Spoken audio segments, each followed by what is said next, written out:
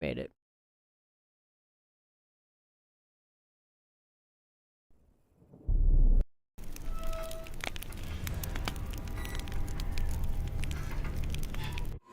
But finding me proved no simple task. For having fallen afoul of Novigrad's underworld bosses, I'd disappeared. Yet Geralt soon discovered my whereabouts, a cell in the dungeon of the Temple Guard. With the help of our friends, Geralt managed to free me. Good thing, too, for indeed I knew what had happened to Ciri. Sadly, she was no longer in Novigrad. Pursued by bandits, then cornered by the Temple Guard, she had disappeared in a flash of light and a gust of heat. Where to? This I did not know.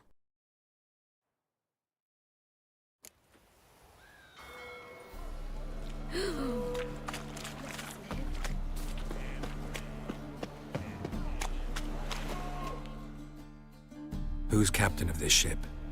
Looking at her. Aye, her. That's right. I, a woman, am captain. Shocking as shit, I know. Okay. Need to get to Skellige. Not on this boat, you won't. Pay you well. The islanders live off plunder in the seas. Not willing to risk that. Fine. Boat. Ever sailed there? Listen, the islanders attack all ships. When they hate someone, Nilfgaard for instance, they attack him more. But truth be told, not much more. Murdered me once. Expect they wanted to see if I had captain's bollocks. That spot of fun gave me enough Skellige for a lifetime. Okay. Not you.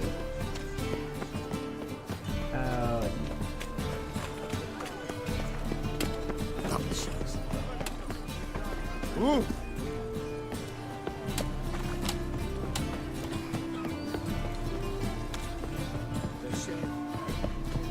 God, bloody. All of us did. Bloody pirates. Oh. Hey.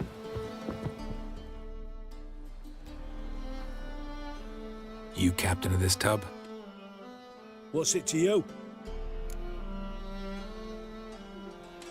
I'm Skellige bound. Need to get there. Start swimming. Islanders, the black ones, all attackers in those waters. No one sails the route these days. Come on. Clans are ready to deal. Leave you alone if you do. Someone's done it. Gotta have. Not likely. Except maybe that daft bastard Wolverston from the Atropos. A liar, a thief, and a bugger, that one. He might have parlayed with the sea swine.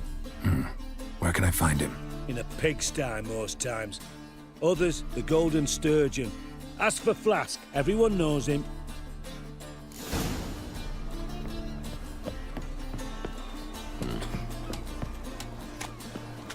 Oh! A ship, please. Please, I need a ship.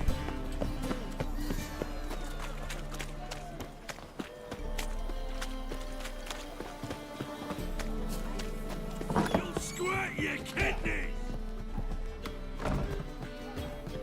You, Wolverston, captain of the Atropos? So you want to know if I'm Atropos, captain of the Wolverston? No fucking clue, mate. I need to get to Skellige. My Atropos and me, we're due to sail for Ard Skellig, carrying grain. But that's hush-hush. Got any coin? What? Here. That enough? Hefty sack, like a bull's. When do we sail?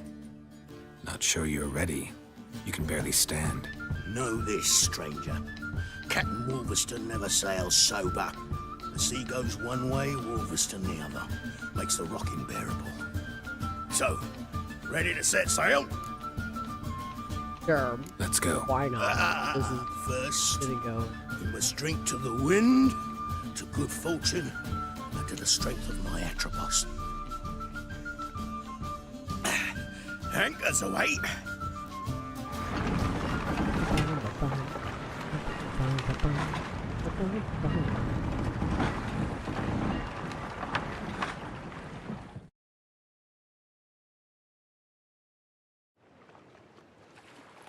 don't think it's captured.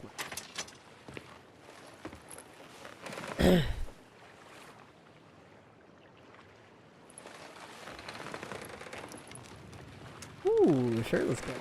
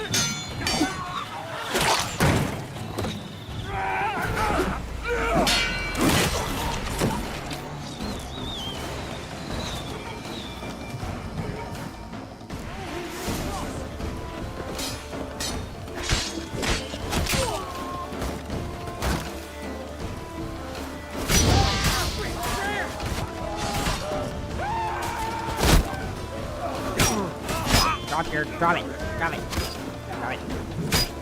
Come on, come closer. God damn. We had wombo combos over there. Jesus Christ.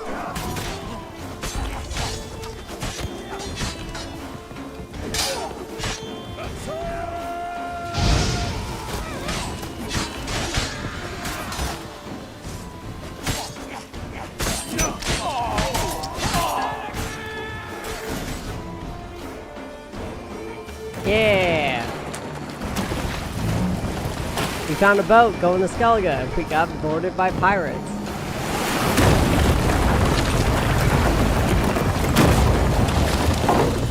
Oh.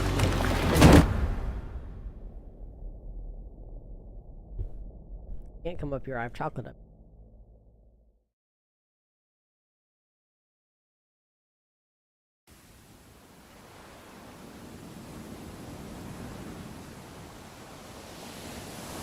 As Arthur, we got shipwrecked. I got shipwrecked.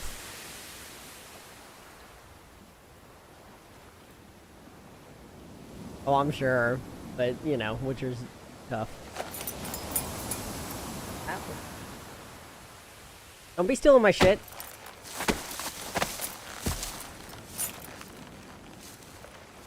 I ain't dead. Back off or I'll kill you. I'm not afeard of dying.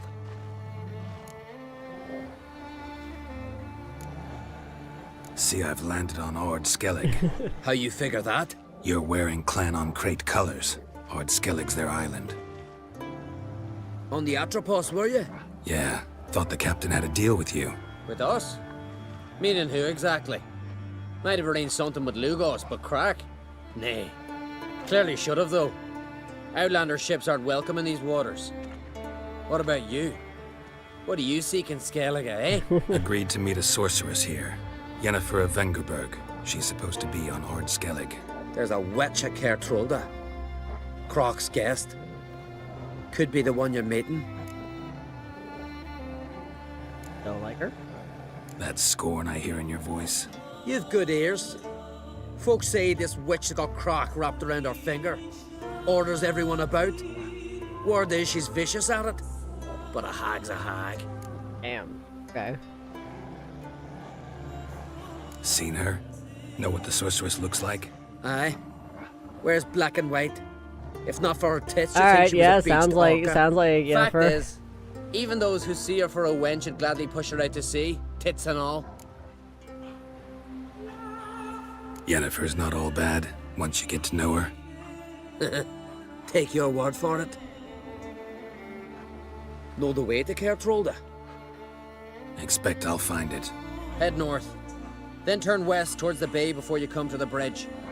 You'll find the Jarl port site today. Your sorceress ought to be there too. Thanks. So long. Big old dog. So fat.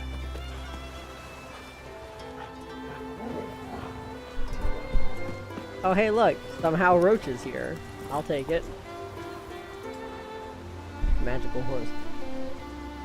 The wind today is driving me a little nuts because it is so loud. Like it's making.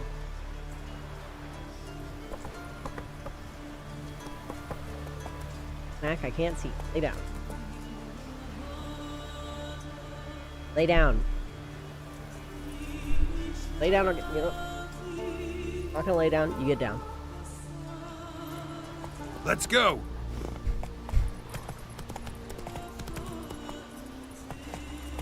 Lay down then. Down or get down. Come on.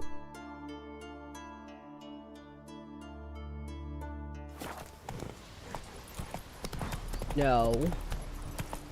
Christ. Can't play the game if you're gonna be in my way, Mac.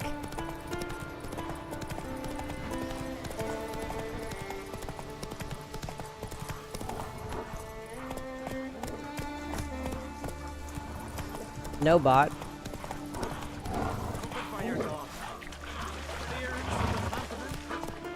Run, Roach. Funny how all the bots that I get now that mention Discord are learning that they probably shouldn't say Discord exactly. They should just put, you know. Now it's DS COD. Faster. Probably won't play this chat at the same time. Ah.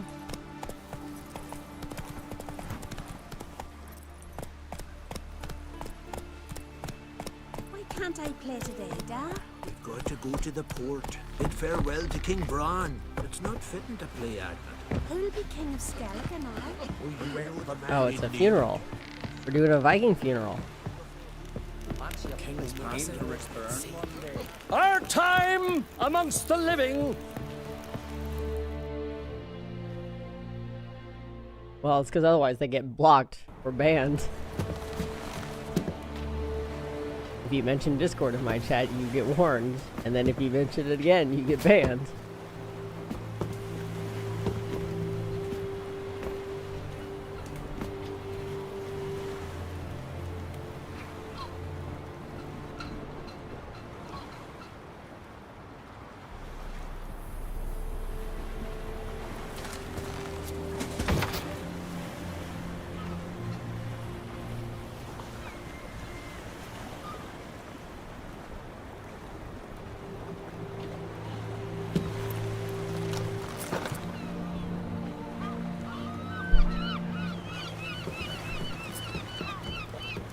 You need not do this, child.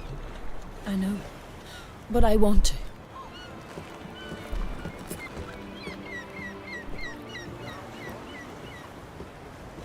Unfortunately, even if that were the case at this point, because, yeah, Mac's here. Mac's always here, because he's in my way. Even if I did have a Discord, the bots have ruined it. I can't mention it without, like, summoning all the bots. 'Tis madness. Such a young lass. Erna should be the one going. They shared But also, fuck Silence. Discord right now, because of all It's their her bullshit, decision. how, like, they're gonna be... yeah, but then everybody, I mean, you know, we could make it subscribers only, but then you guys would have to subscribe.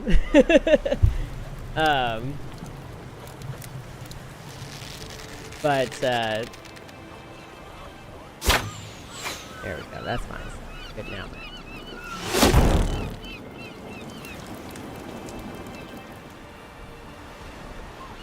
Okay. Technically, I mean, the...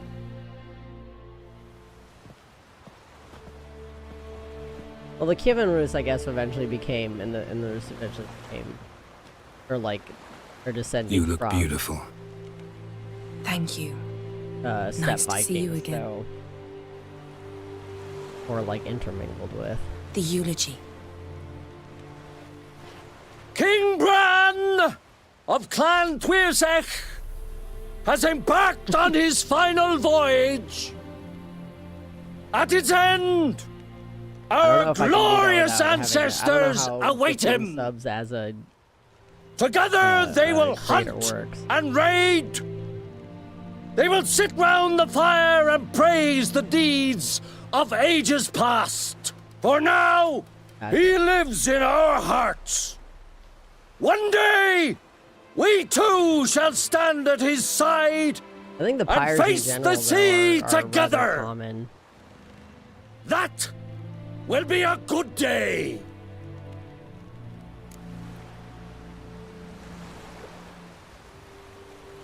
I'm not. Nope. You knew Bran? Yes, he was well respected. Unlike his wife. Skellige is its clans.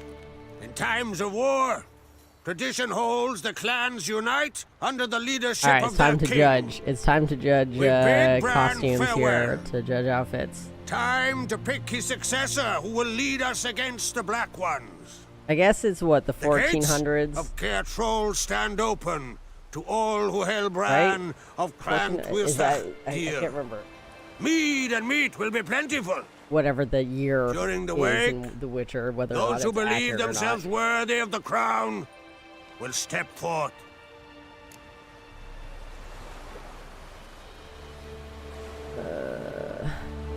Come to the wake with me? Gladly. Feasts in Skellige, so predictable. Slobbering drunks, brazen boasting, and the inevitable rows that result. Yeah, nothing like the banquets mages attend. Remember the one on Thanedd? You were there. How could I forget? I also remember excruciatingly well what happened after the banquet. Like,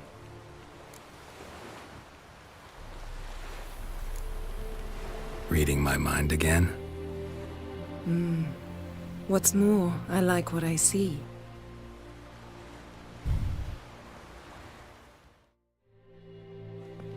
pushing the straight shit on me.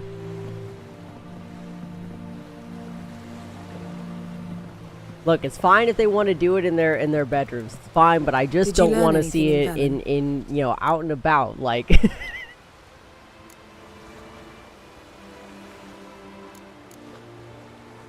Velen.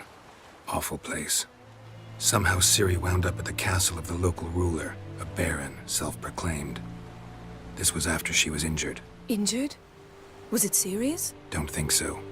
Must have recovered because this baron sent her on to Novigrad. Think she was looking for you at the time.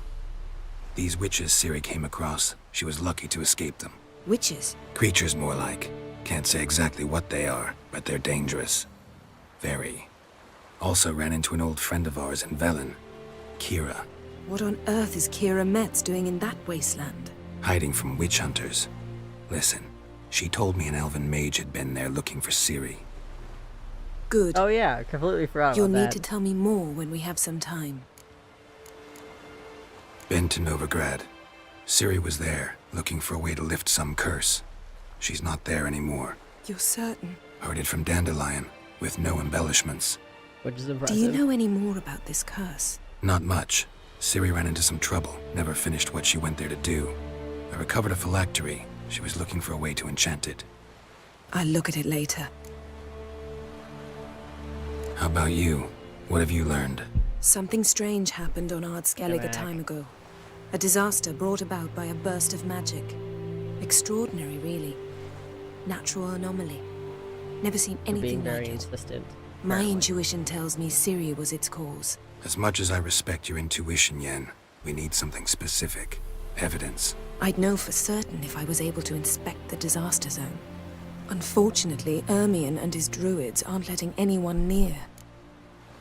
Again, I need you to lay down, buddy. Don't be showing your butthole on the camera.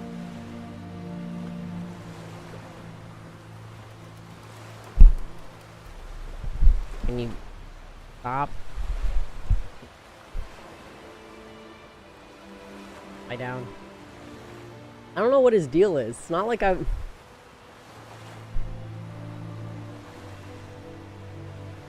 Mac. Why are you being extra, like this isn't before, like before the stream he was being very, I need attention. But then when I like lay down on the bed and whatever for him to like cuddle with me, he's like, "No, I'm good." But if I'm up here, he's like, "No, I need attention now." Mac, we're gonna lay down. We're gonna lay down. Please.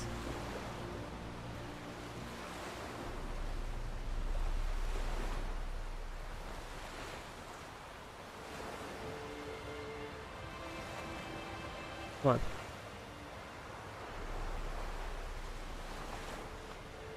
Come here. Here.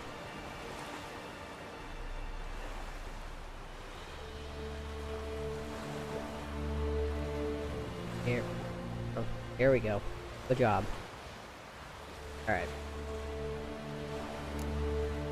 Ermien's head of the Skellige Circle? Haven't seen him since... Since Ciri was a little girl. I doubt he'll do you any favors, not even for old time's sake. So why won't Ermien let you inspect the area of the anomaly? Call it a difference of opinion. A large, loud difference. Look, it's Krach. White Wolf! Greetings, Krach. I want Nice to to see you remember at the what the wake. years are because And this I'll is not definitely accept like any excuses. last I've an important last matter to few discuss years with of you. Viking age. So by then they technically would have had I shall wear chainmail. black and white for the feast. I count on you to don something complimentary. Something that doesn't reek of 1,000 hunts. Yen, you know I can't stand new doublets. Just too tight till you break them in. And just like Krach, I'll not accept any excuses. We're not here to enjoy ourselves. We've matters to resolve and should dress appropriately. Yes. I've rented a room at the inn. Took the liberty of laying out some clothes for you there. You ought to go. Choose something. In the meantime, I've something to attend to. We'll meet at the entrance to the feast hall. Or it, not even the armor style, just in general, like the clothing, because this is supposed to be the Viking.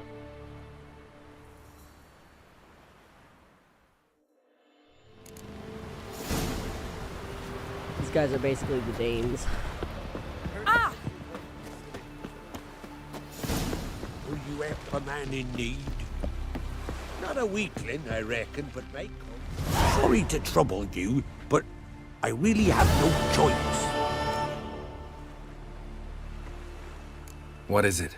My ship was wrecked against a rocky shore during the last storm. I've lost everything. How am I supposed to help?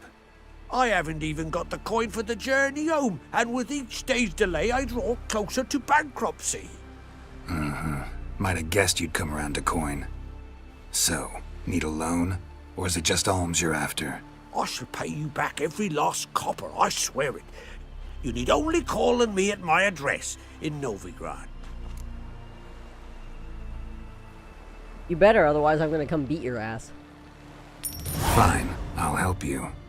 I visit Novigrad often enough. Might stop by, see how business is going. Thank you. Yeah, You'll I'm find trying me to in like I the said, I'm Port trying to District. remember like My name's Johan Bonner. See you later then. what year this.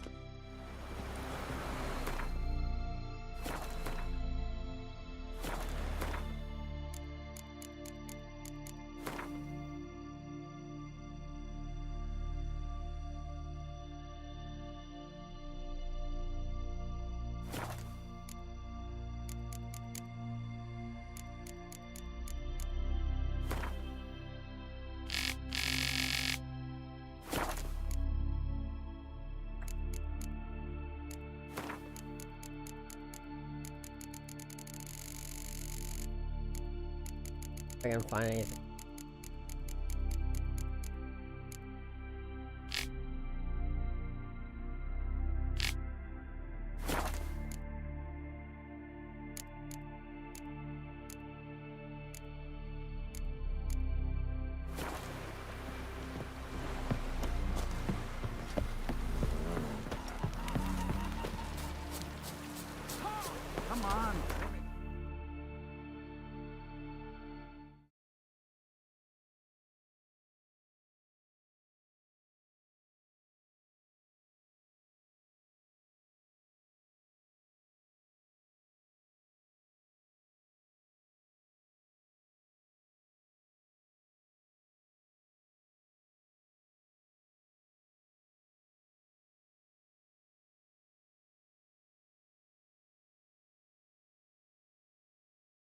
1272.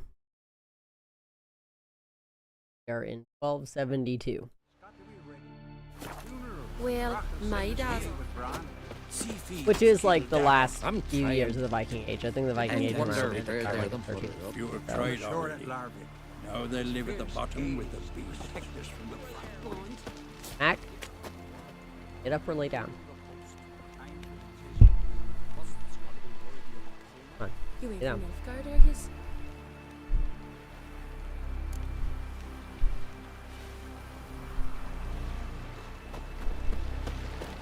Who are there, Witcher?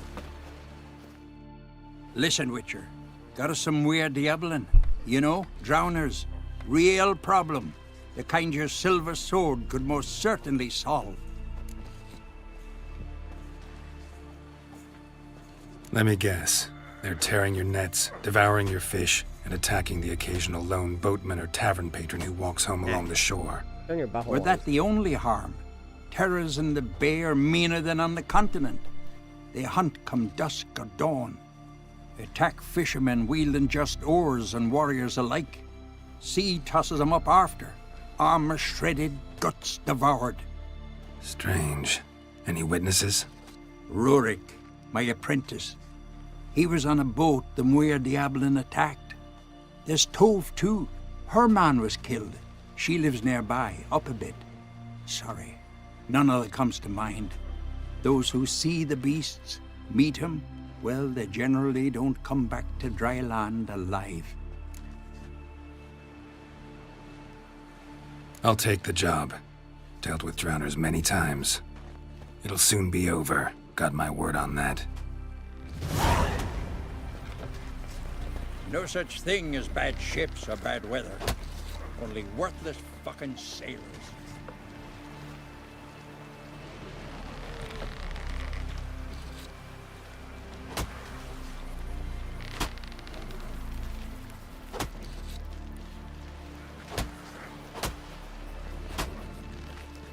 I do.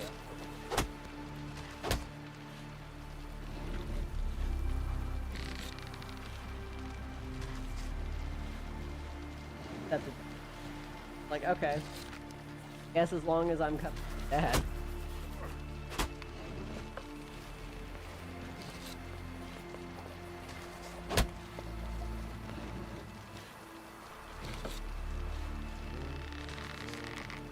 The problem is I can't play the game.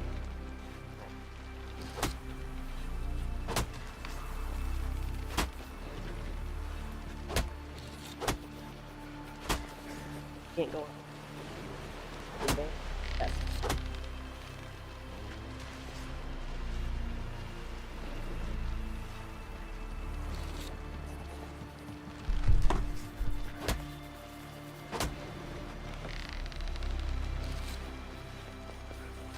I know, right? You just watch them, their thing. Oh! Oh! River, don't eat so much. Why the spit not?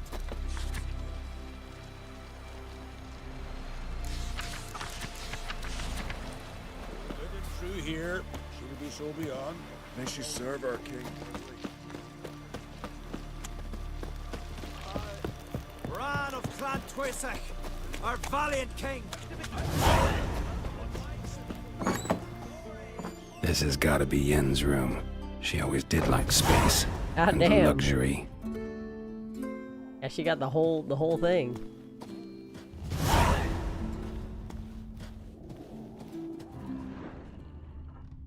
Her megascope? Guess she never goes anywhere without it. As Philippa Eilhart said, megascopes and toothbrushes, deeply personal possessions. Tisaya de Vries, the poisoned source, still turns to it for inspiration.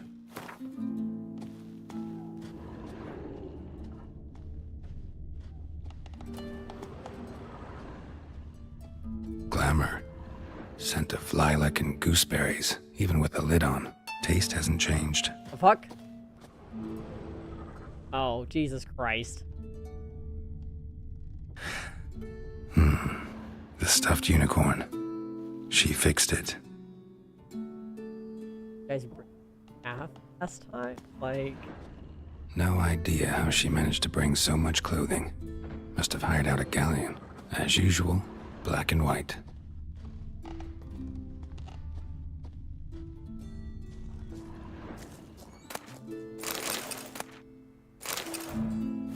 Ooh, reading journals.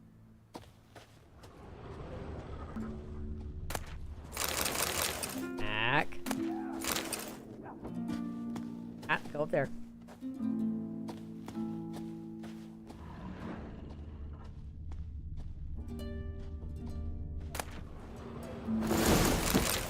Oh, I already have some, but that's fine.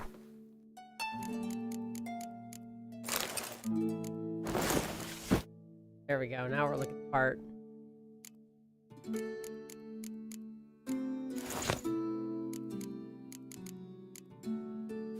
Right.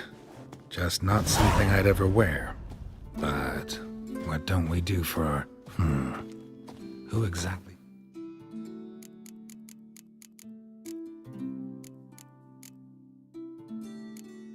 Is she to me? I guess one of the main things is that the color black in clothing is not common at all. In this day and age. How expensive. Hey there, friend. What's the rush?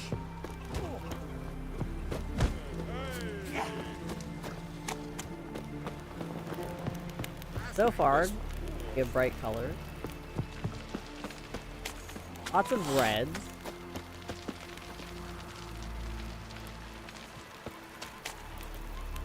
Happened. Come closer, stranger. Newcomer.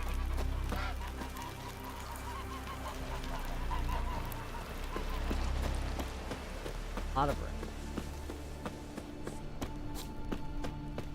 Red is not... well, red wasn't really common either. Red is considered a...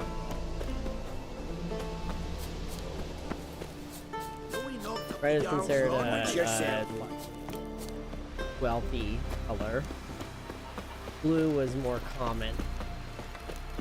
Blue, green, yellow, stuff that you were... the woke. So, you know, I get that it's their colors or whatever, but it's just like, ain't no way every, like,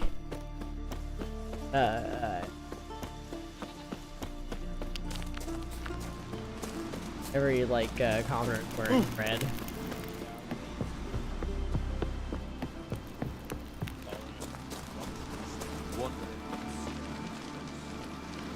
Is that black or is that blue? Also, the mantles and the fur. Tisk tisk. Fur mantles were not a thing.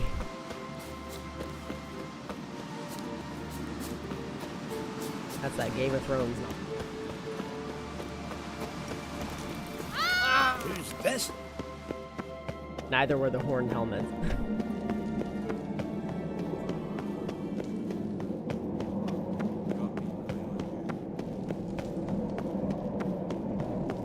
This castle thing too is not.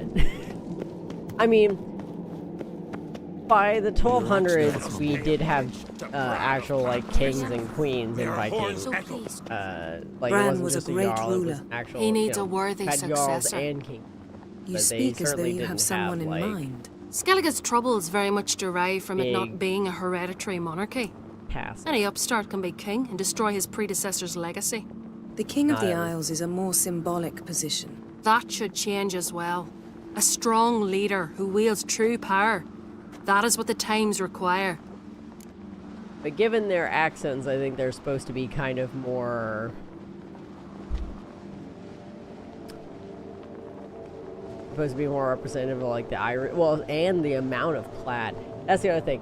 So they will argue up and down whether or not like plaid is common in Viking era or not.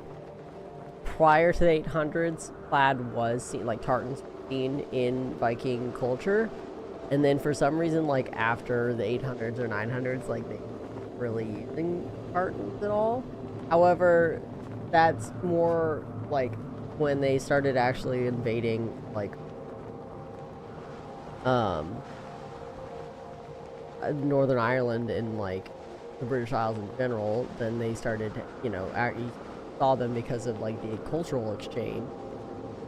But people argue up and down saying that, like, Vikings didn't wear plaid, when it's like, well, I mean, why wouldn't they have? Like, they traded in it, why wouldn't they have worn it?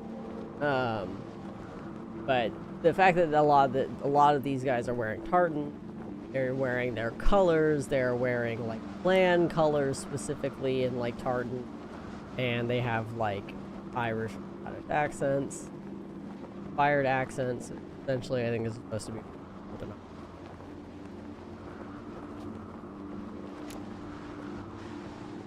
I'm Geralt, a witcher. Berna, Queen of Skellige. So we have the I'm glad we've tortoiseshell met, but you must forgive me. Judy apron calls. dress. Kind of. Lovely Not outfit. really, like a much fancier You look- apron dress. Dashing. Thank you. You're dazzling. You know, I really missed your candidness. I'm glad we're here together. We should mingle before they all get drunk. There'll be no talking to anyone then. Good thinking. I don't know what Krach wants, but when we meet with him, we should have clear minds. How come I have to I'm wear not the gonna local drink. dress and you don't? Why dull my senses when I'm in such pleasant company? Do you plan to compliment me all evening? I plan to tell you what I think.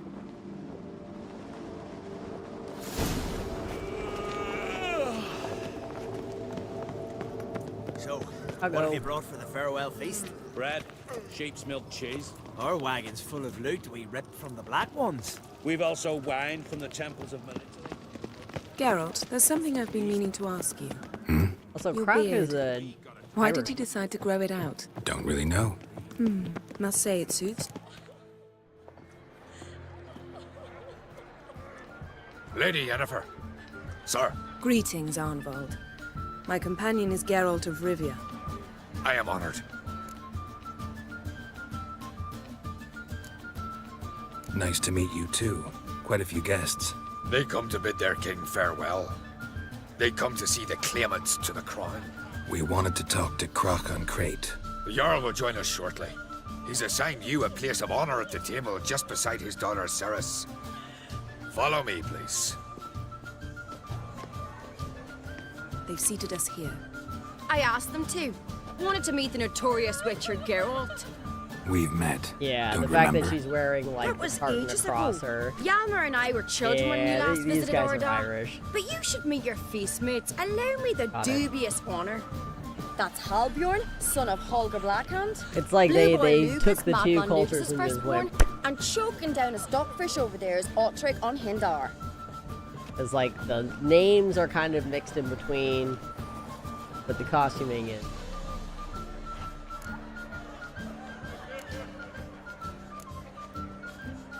Forgive me. I remember our meeting all those years ago, but I don't recall your name. Ceres on Crate, Krach, her dad, and her big brother Yalmer called a Sparrowhawk. A Jarl's daughter she is. And Fat lot on of good crate it is doesn't. not how you. Ceres is jealous, would for the have one among us who performs the greatest feat will be crowned king. would have been We all daughter. know the feats are a sideshow. Welcome Our back. fathers will I choose who will wear the think crown. What that do you these think guys they are spoke more to based on Crackhead? Ireland and You talk Scotland like that because than you're they are short of based on strength and Danes. skill. Like they Remember took the when two Hjalmar cultures went, challenged us all to a race up the mount? put them together. You didn't stand with us then. As he buried his Because axe in the that stump at accents the are top to Irish mark and his Scottish. victory, The you were tartans that they're warming your wearing are chicken more bones Irish by and the Scottish. fire. Like you wouldn't have had a Had my tartan like reasons for worn not like that. participating. But I would have won then, as I'd win now. Now that you mention him, But just the noticed names- Hjalmar's not here. My brother walks his own paths. Yeah, But I about mean the end of the the race, Vikings was more why don't we like repeat it? 14. I'm willing to challenge Yeah. any of you, Witcher included. If I beat him to the top, venture to say But, that'd like- be a feat, eh? So you in? If the Witcher's Yeah, Geralt? it's the like. It's the tartans. It's the fact that and then like the names like Krach is not Norse, but like some of their names are. But like, you wouldn't say like her name is Ceres on Crate. You would have said like Cox's daughter instead, not on Crate. They didn't have last names were thing unless it was. Yeah, it is definitely more them than like. Gladly. What are the rules? Whoever pulls Hjalmar's axe from the stump at the top of the hill wins. Stray off the path and you lose. And here I was, ready to puke from all the boredom. Let's Also, go. I was saying that, of course, they fall into the to the age-old myth of We're the here. giant. From this spot, you must reach the top of that mount. At the summit, you'll see the stump of an oak. Yalma's axe buried in it. Whoever pulls the axe from the stump first wins. I'm ready. Got the fur mantle. You'll start when I sound the horn. Cheating now. Shall we put some coin on it, Lugos? Don't say that here.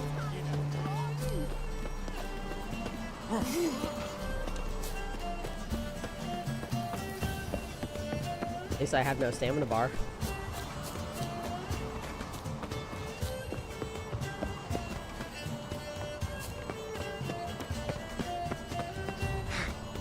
Come on. Up.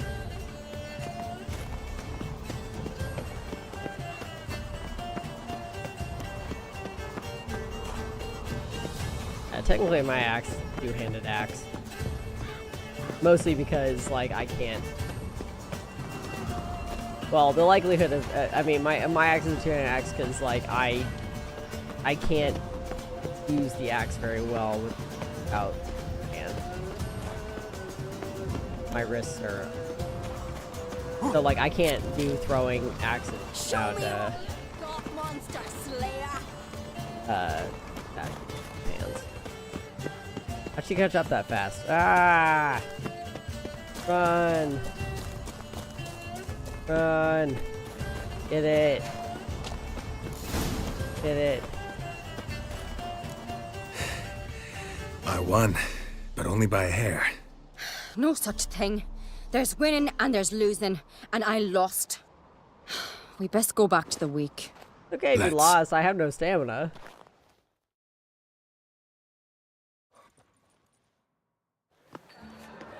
See the wakes?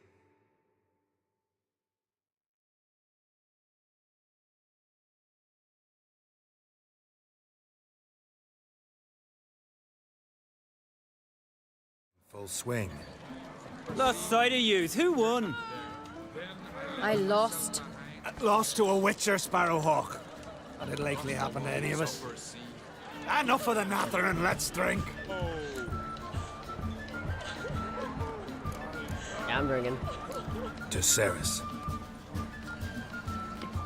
Pass the mead in a tankard for the man. To Bran. He want for nothing in the world beyond. To my beautiful companion. You've been great company. Sadly, it's time we moved on. Really? Indeed. We must talk, but not here. You shall learn all beyond that door. Yeah, the other thing too is like that I was saying is unrealistic is their colors or the on Crate's colors are red, but like they have just about everybody. Well, not up here. There's a little bit more variety, but when we were down in the village, almost everybody was wearing red, which is like not common at all. That was not a common.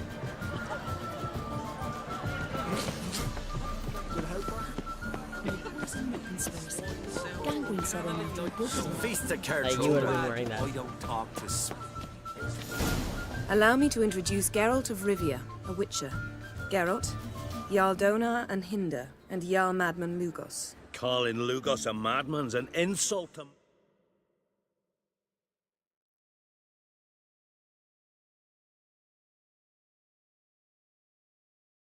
to...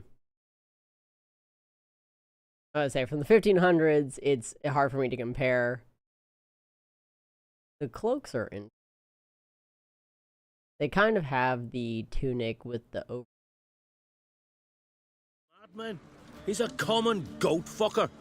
Call me a goat fucker one more time, and I'll chop off your head, stick it on a pike, and piss down your neck hole. Enough! Here is it. Time to settle this. Here and now. Oh, ha ha ha! Giving me a true fright right now. Shat my best trousers.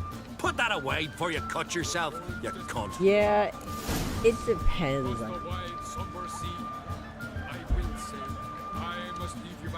Thought Skelliger's called a truce for feasts. I know the hallowed customs, but Lugos ought to know that I'll not let him raid my Hindisfial bear. You don't scare Purple anyone, too don't is or. crazy. Oh, me boy soon to plow your priestesses. How expensive was this purple? Like, be sure to leave a not candle lit just for me. tunic. He's wearing a Emperor purple would be very like. pleased to hear you call. His Imperial Majesty is more than welcome to visit. Let him sail over Gamson. here. We ain't Like- afraid of the black ones. Raiding coastal villages is one thing. Total war with the Empire is another. Awfully mouthy, this one. Go stir your cauldron and pierce some boils, witch. Don't talk when you haven't got Even a then, fucking like clue. the amount of sulfur required to mess with purple carbon.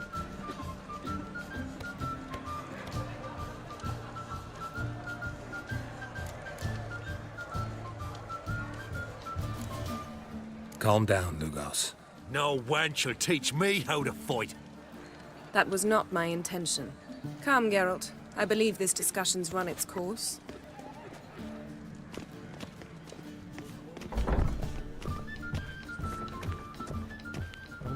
Also, the castle would make more sense for the like What now? the British Isles. Now we pay a as visit to Ermien's castles are laboratory. not common. Didn't know we'd been invited.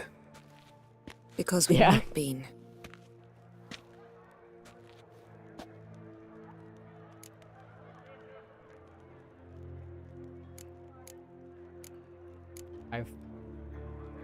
Or what are we doing? Take it Ermion won't be there. That's right. And what's the purpose of this visit? We're looking for an object. The Mask of Urboros. We'll need it. Come, Geralt. For us? Now you'll tell me why you need this mask. Oh, I shall. In due course. Take it you'll decide when. Correct. Urboros. Footsteps.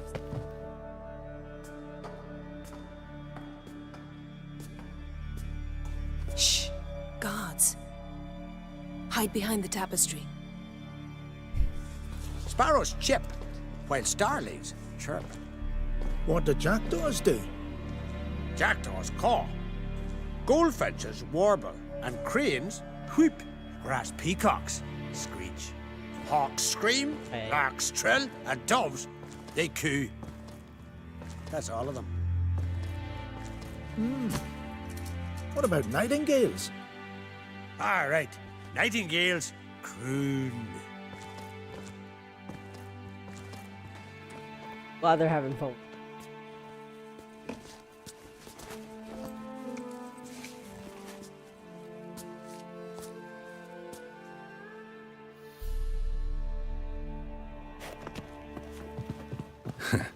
That was close. Oh my tough to god, open. enough with the flirting. Surprises never end. See the ravens? Hard not to. Ermien's spies. Oh, indication Ermion that we're near spies his are ravens. laboratory. Wow. I also sense a clear magic aura. Come, there's a ledge outside this window. We must pass along it.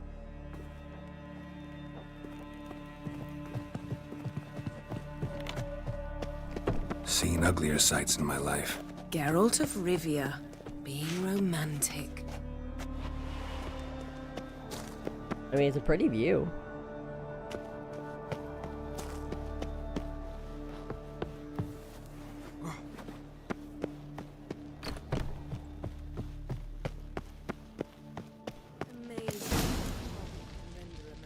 Kind of. Especially a druid. Must be a real nature lover. Druids keeping stuffed animals is an interesting take.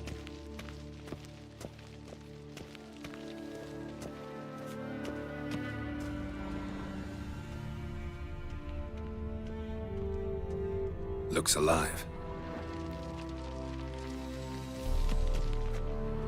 100 loose an arrow if you saw that in the woods.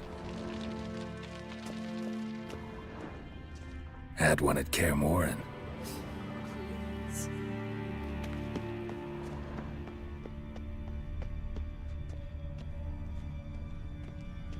A basin of water. For teleprojection, a reflection of Ermion appears on the surface. Supplicants speak to it.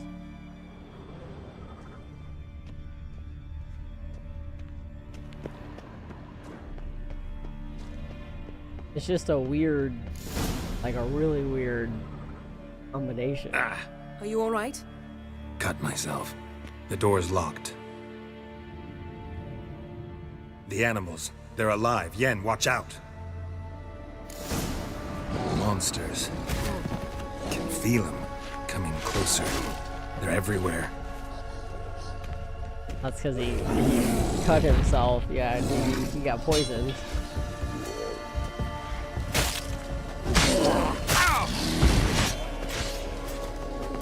That's one less. What? Lost your nerve? He's having a hallucination. Strange. Smells of mushrooms in here.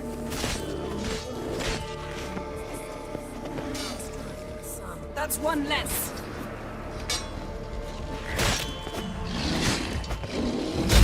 Ouch.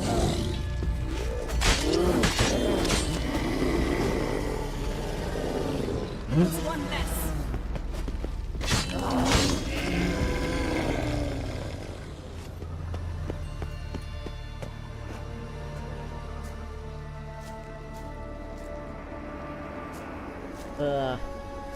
Let him go. What's happening? You were hallucinating. You ran at Ermion's animals, sword flailing. I had to calm you.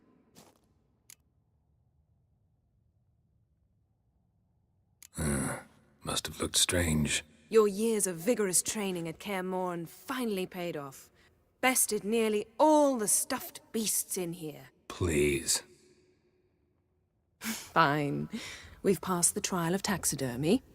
The door stands open. Let's go inside. Hooray.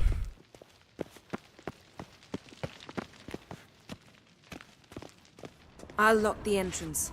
We don't want to raise suspicions.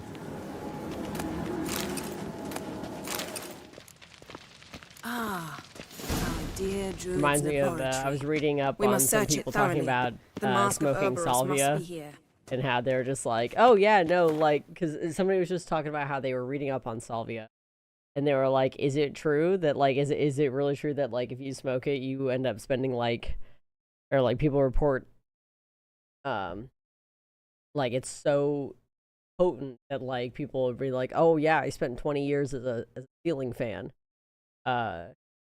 And like, everybody responding was like, yeah, I've definitely smoked it before, and I definitely spent, like, or somebody was just like, I've never wished, or I'll never wish this experience upon anybody, but it was definitely something, experiencing life as a single grain of sand on the underside of somebody's boot for like 7 hours.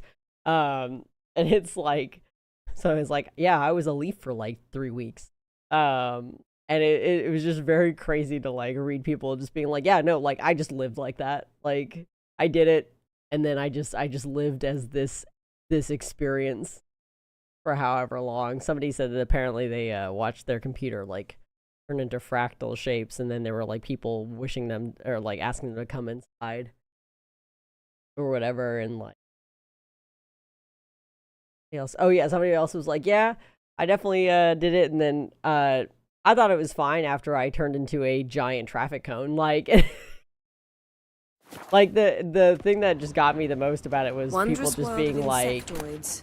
Skelliger's tales about the wild hunt. The islanders believe the wraiths sail on a longship built of the claws of dead men. yeah, it's like, well, in this case, I think it's like, it is potent. These are just actual hallucinations people have, because apparently it's salvia is like super potent, like as far as a psychedelic or whatever. I don't know about it. I mean, these could be, but like people are just like, yeah, like I've done it 3 times or whatever, and like had different experience. I mean, Pinecone. Didn't expect this. A large female. A child's skull.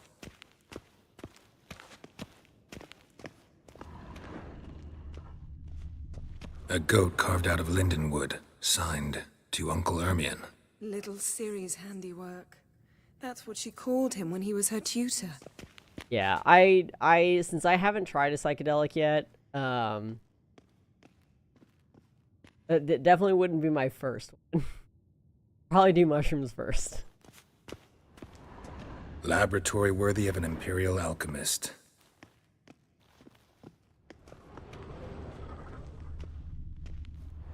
A sword in a stone. Things begging me to pull it out. You aren't it's not worthy. in the stone, don't you see? It's held there by a vice.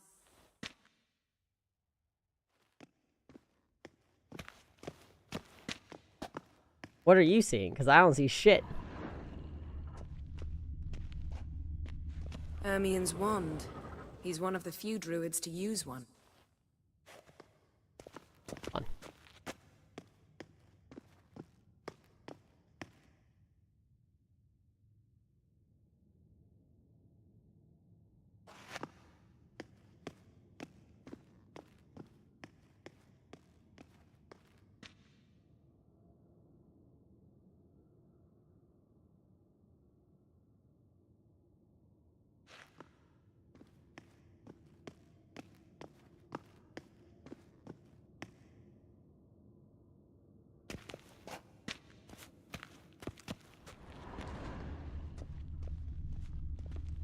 Thinker.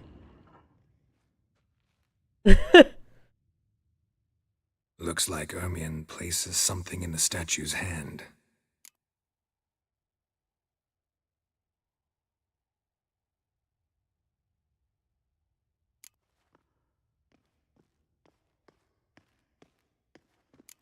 So, statue, how about a skull?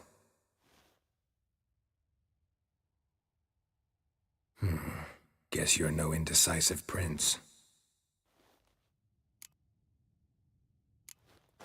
What do you say we give it a pine cone? Nope. Nothing.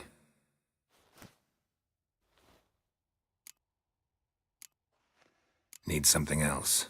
Gotta look around.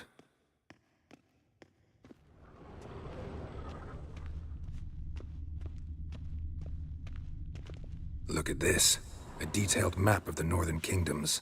Even shows spheres of influence over the ages. Out of date. Okay. Jeez.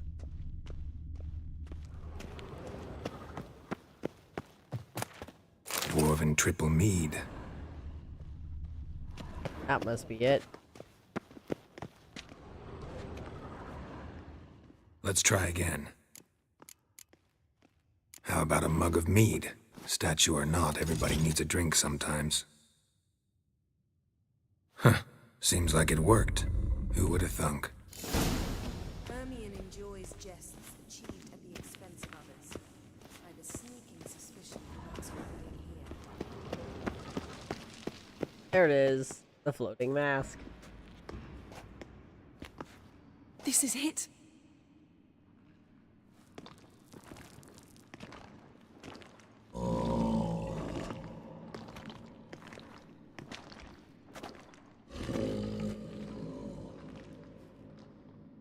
We've got it.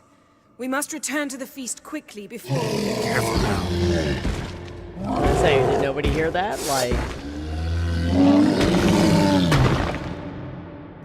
Column. Nothing to pick Or up. someone. It's a trap. Great.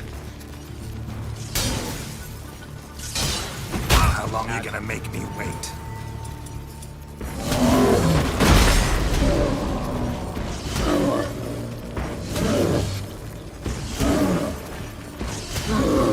hit them yet.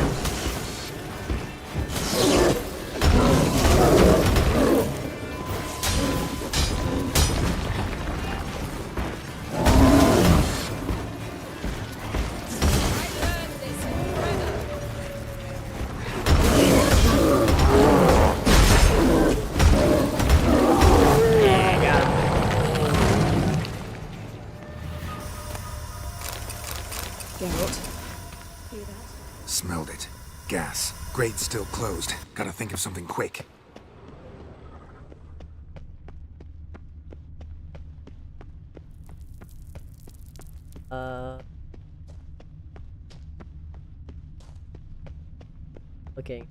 Looking. The damned druid will poison us. This vapor's deadly. We've got but a few minutes. Teleport us out of here. Think of something. Quickly. First thing to come to your mind. Fuck it. Hold Fine. on tight. Fuck 'em.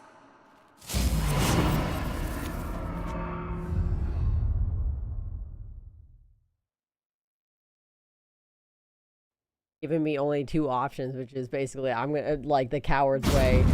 They forced me to admit that I want to kiss her. Force him. This is. I tore a hole in my dress. How could they force me? Wait to a be minute. straight? I must mend it. You know how to sew. Please.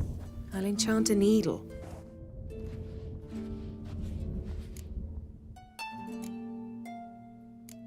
Really wonder if Croc will be willing to help. He knew Ciri well. She and Hjalmar played together as children. There. Good as new. Let's get back to the wake.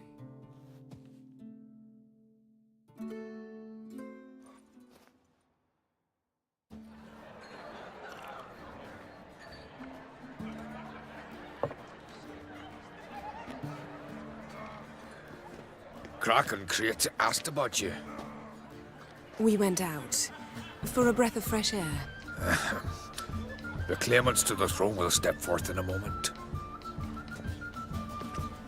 Now heed my words.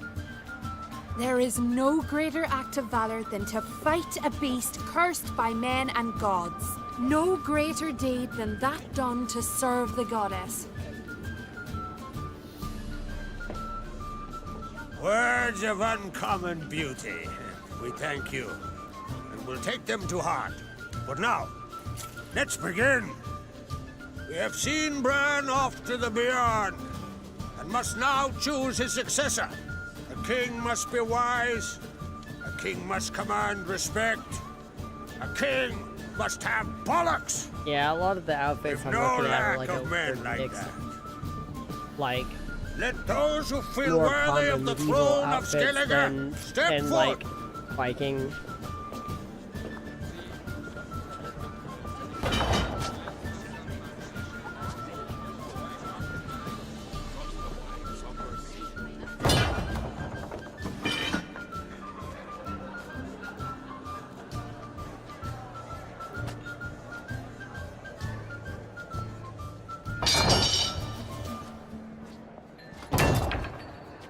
Hey, I have that.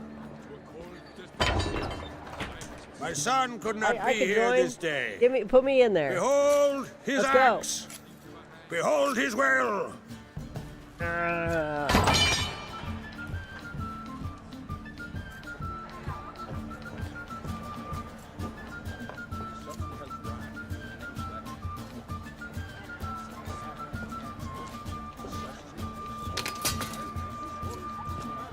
They're laughing because she's putting in a dagger. She May the would have best had man, a weapon. a Like, woman, win. not just a dagger. She would have had a weapon. Yeah. What's got into her? She's your daughter, is she not? Put now me in, I coach. know Put me why in. she said she'll sail to Speakerog. Let's go. Let's go. Children. I can put my The older my they grow, axe in the the thing. more trouble they are. Come with me. All the more essential we talk now.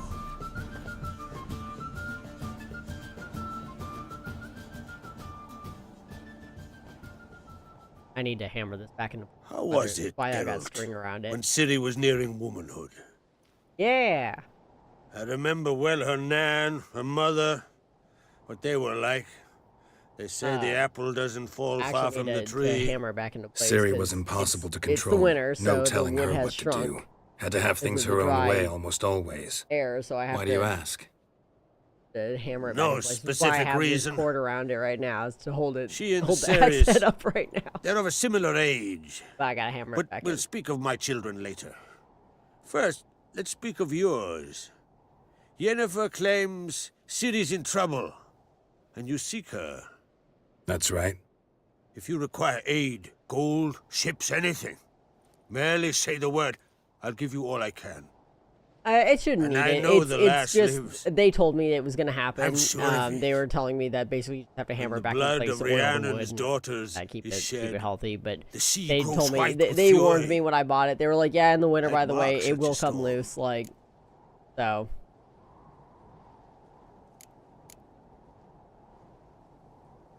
Need your help. Ciri probably came here to Skellige. And very likely caused the cataclysm along the coast, the site upon which the druids focus so intensely now. A site Ermion refuses to let I us do need explore. to get a Specifically, he won't an let axe head me covered explore though, it. because like I can't take We this with me fought. to like We're not friendly most now. events Don't unless it has concern a yourself with cover. him. Druids have little trust for mages. But Ermion's Yeah, I heart mean in is this the case, right like I said, I have place. like this leather cordage Am I right around to it assume he does not know you seek Ciri? leather It's of cordage no around it right concern to now, him. just holding it up, so I As could I do something thought. like that too. At any rate, Art Skellig's my isle. You've my permission to investigate as you see fit.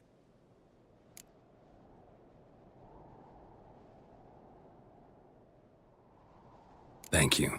No need. I swore an oath once. I aim to keep it. Unfold. Tell the druid I must speak to him. At the usual spot. I've one more matter to broach. My children.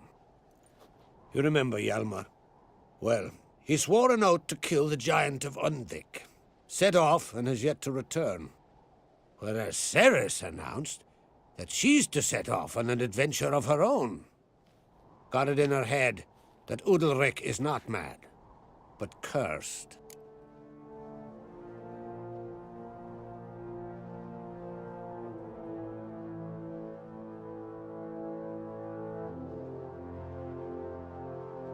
I'm gonna say it's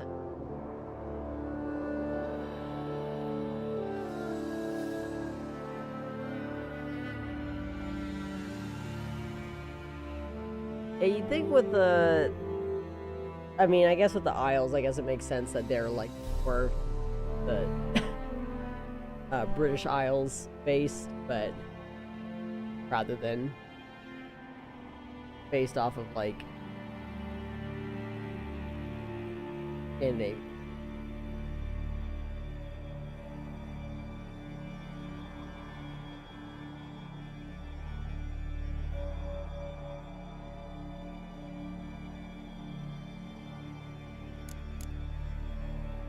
Giants. They've been extinct for ages. Anyone actually seen the one on Undvik? Aye, dozens of refugees have. The giant drove everyone off the isle. I've welcomed what remains of Clan Tordarach here on Ardskellig. I heard a rumor that an unnatural frost gripped Undvik before the giant appeared. Tis true. At any rate, Hjalmar decided to kill the giant and give the isle back to its people. A deed worthy of a king, he believes.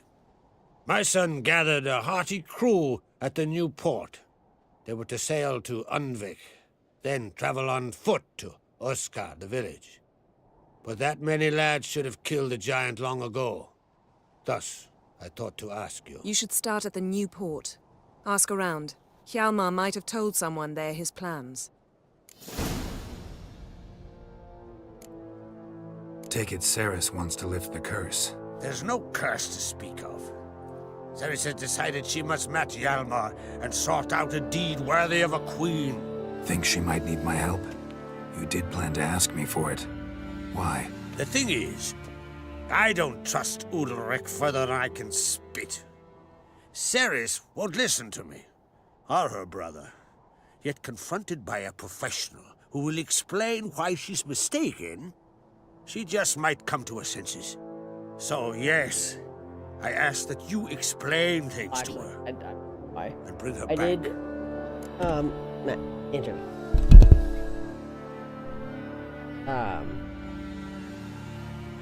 So I have a bit of a weird... Okay.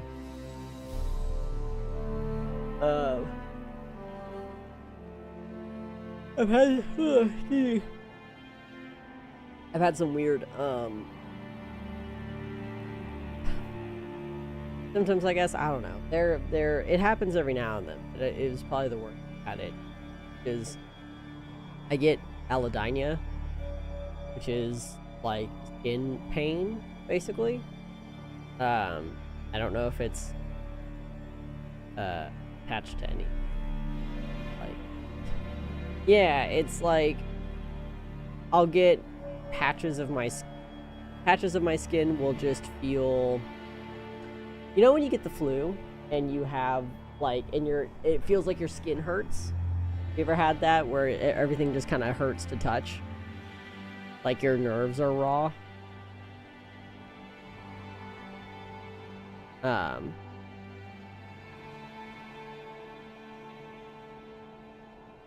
Harry, you're not a shoulder.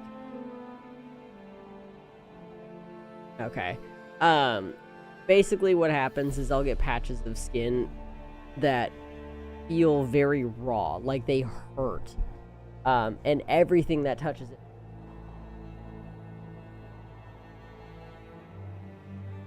Gotcha. Yeah, no, for me it's but like, yeah, my allodynia is where like patches of my skin will just feel extremely painful. Like skin to skin, like clothing, my, you know, like if I'm in bed, my sheets, furniture, you name it, like anything touching my skin is so painful. Like it just like your nerves like are a whole, like basically I don't know how to describe it because it's not like your nerves are on fire. It's literally like it's raw feeling, like I said. Like it literally feels like your skin is raw and your nerves are just overstimulated like crazy. And I'll get patches of skin like that every now and then. It varies where it's at. Usually it's on my leg. But like I think the longest I ever had it was where it was like on my stomach, which was honestly one of the worst things I've ever had happen to me because it lasted about 2 weeks.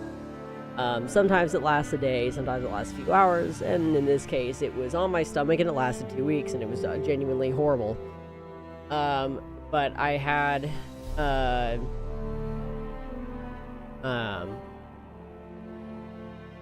but I had it start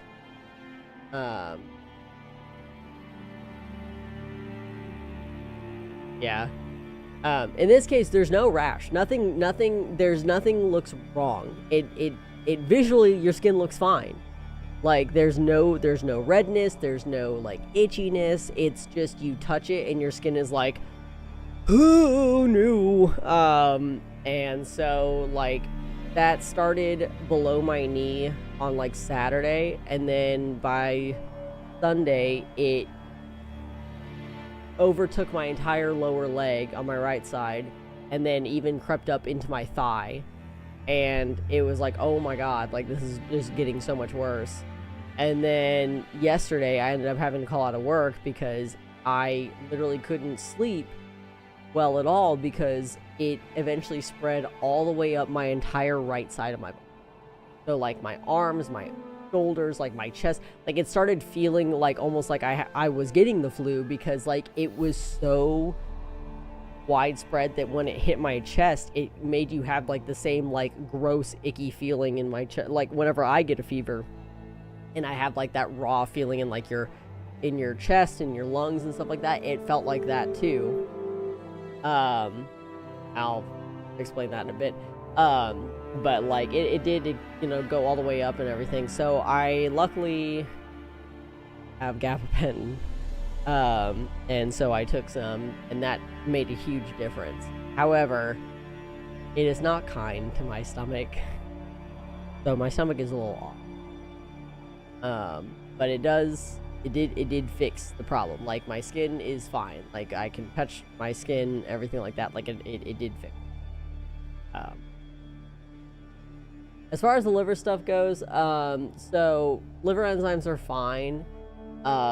As always, we're gonna monitor. My doctor did say that he thinks that in addition to that, I have a syndrome. Name of the syndrome. Been a couple weeks now. It's a syndrome that basically causes your body to not process bilirubin correctly, and so sometimes you just end up jaundiced. And it can cause like stomach issues and like other, like, it can cause like, and then on top of that, like with the liver stuff in general, he was saying like, you know, the stomach issues and the whatever else could also be related to why this syndrome kick in, because one of the factors of what causes this syndrome to like start to flare up is stress. And a few other things, but most notably stress. It's stress related. So when which was funny because I was chatting with the doctor and had, you know, he was just like, "Are you feeling like abnormally stressed than usual?" Like when I was actually at the before he looked at my results. So when I was at the actual doctor's, like, "Are you feeling abnormally stressed right now?" And I was like, I mean, yeah, given the fact that ICE is here and, like, beating down our doors and killing people, yeah, I'm a little stressed. And he was like, yeah, no, that's fair. That's a fair assumption.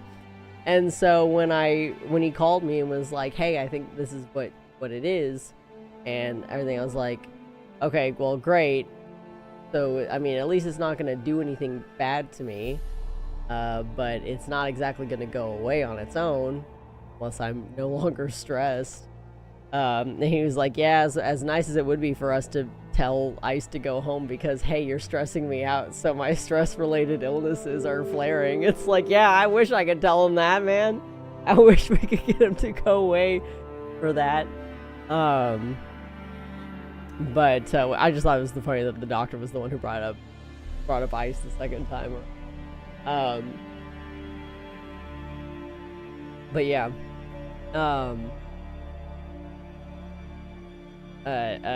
Overall, he was just like, we're gonna continue to monitor, keep doing blood, keep an eye on it. The downside to the, yeah, like that wouldn't help anything at all going to court, to be honest. But yeah, we're gonna keep an eye on my liver enzymes as per usual, but he was like, the reason why you're jaundiced is most likely because this syndrome is flaring up, which means that you have a buildup of bilirubin, which is what's going to cause you to jaundice. The downside to that is that if I have this syndrome and I have liver problems, who knows it's going to be so much harder to identify when I have like liver issues, because if I'm just like, oh, I'm jaundiced, I just am naturally jaundiced all the damn time because of the syndrome. What happens when it's my liver? Like, I'm not gonna know. Like, the jaundice part is supposed to be like an indicator that like there's a liver issue, not, you know. I mean, but case in point, when we did check my bilirubin levels, they were 3 times the normal amount that they should be. So I mean, you know, that is, it's not like we were going crazy, and it's not like I wasn't also experiencing, you know, like the jaundice stuff like that. He was like, yeah, no, your bilirubin's very high. So can't help wondering. Got no plans to vie for the crown yourself? Think a good number of the Jarls would support you. A good number? Seems a good number. Those of my, opposed would be fierce, rabid. Medications Madman are also Lucas not would helping, sooner see an 'cause Nilfgaardian I have a lot of on the medications throne. that Besides, make my man stomach should feel know like when to there's step no ulcer or aside. something like that. Like Hand the tiller to the even youth when I among eat, us. it doesn't matter. A lot of times I need to like lay down or feel like I need to throw up.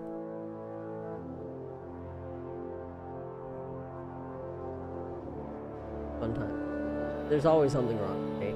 Lord knows, like, talking to Rashad or whatever is just like, oh, the friend that I got a war, like, you know, he he's a bodybuilder, so he's like, oh yeah, I'm, you know, like he's so much better about making sure he eats healthy and like, you know, tries to tell me, like he gets on me about drinking soda all the time and not drinking enough water and everything, and I'm just like, yeah, it's like you do all that. Meanwhile, I have like 50,000 syndromes or issues or whatever, you know. It's like I got I'm autistic, I have ADHD, I have autoimmune hepatitis, I got narcolepsy, I got this syndrome now. Like I experience skin pain. I'm picky with my foods, whatever, you know. It's like, god damn, we just keep adding to it. I have anxiety, I have depression.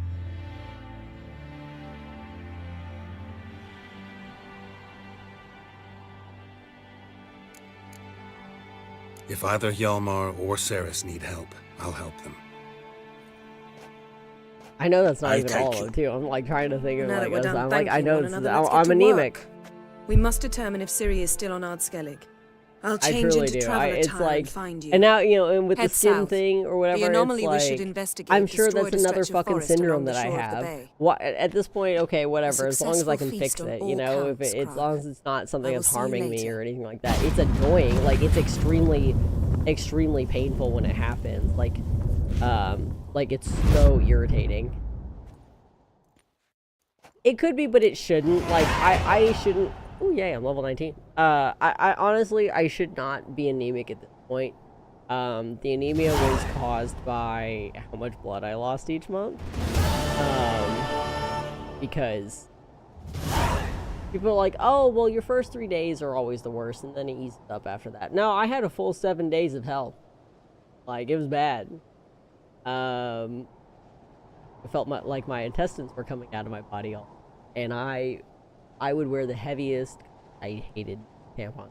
I'd wear the heaviest goddamn pads, like, imagine. Like, and it didn't matter.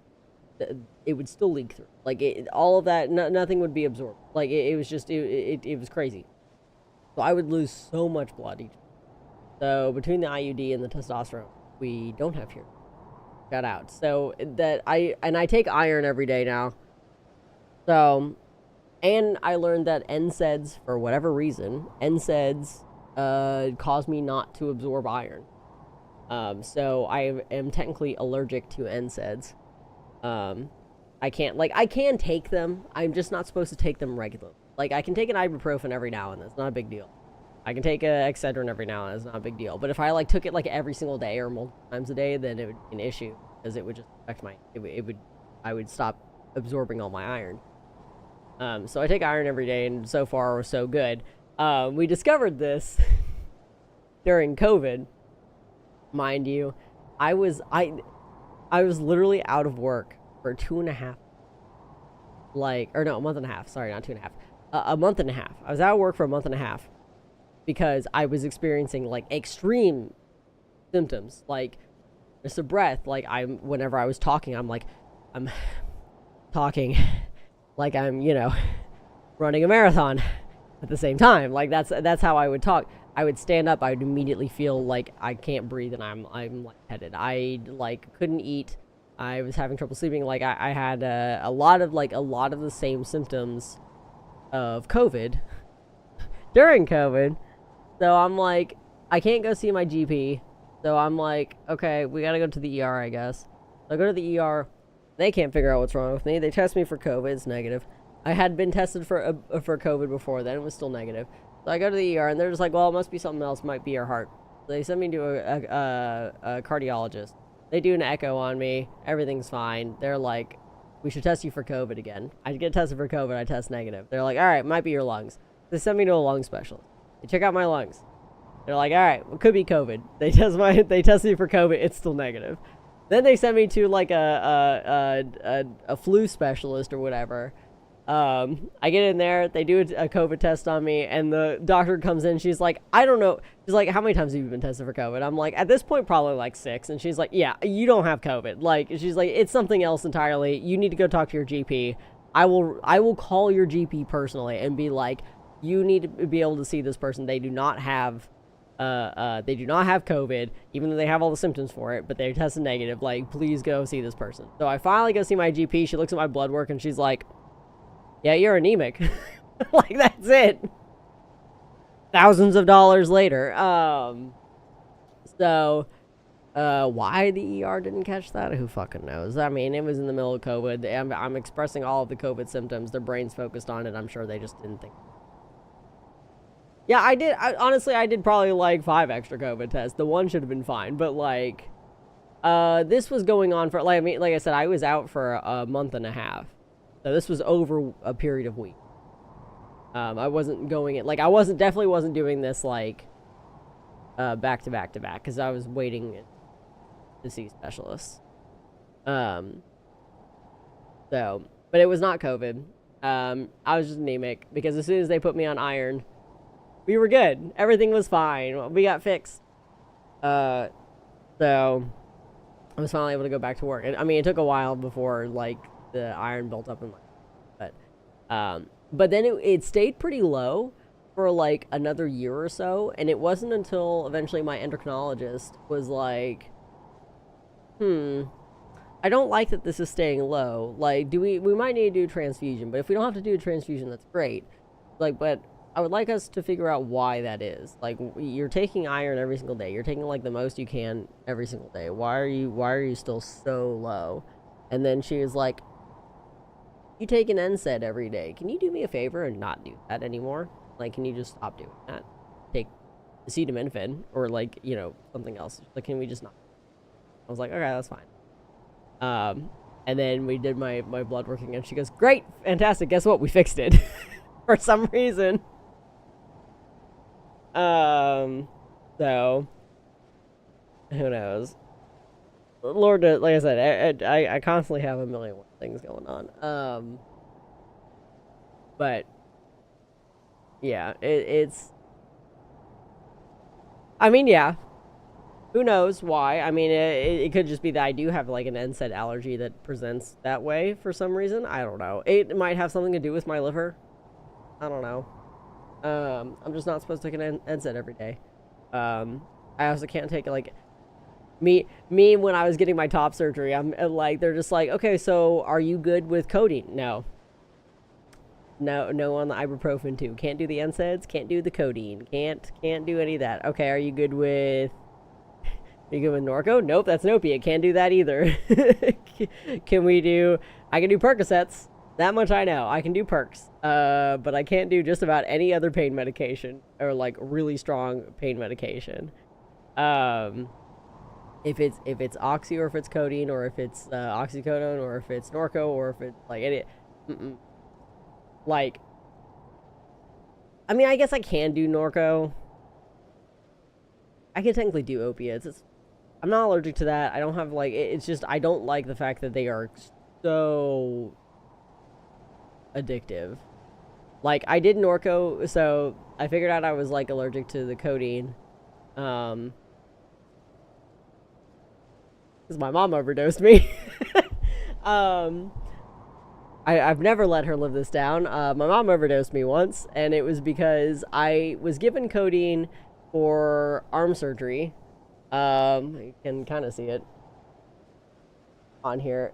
It's a lot brighter in person, but I got a nice line. There we go. There you go. Now you can see the scar. I had arm surgery.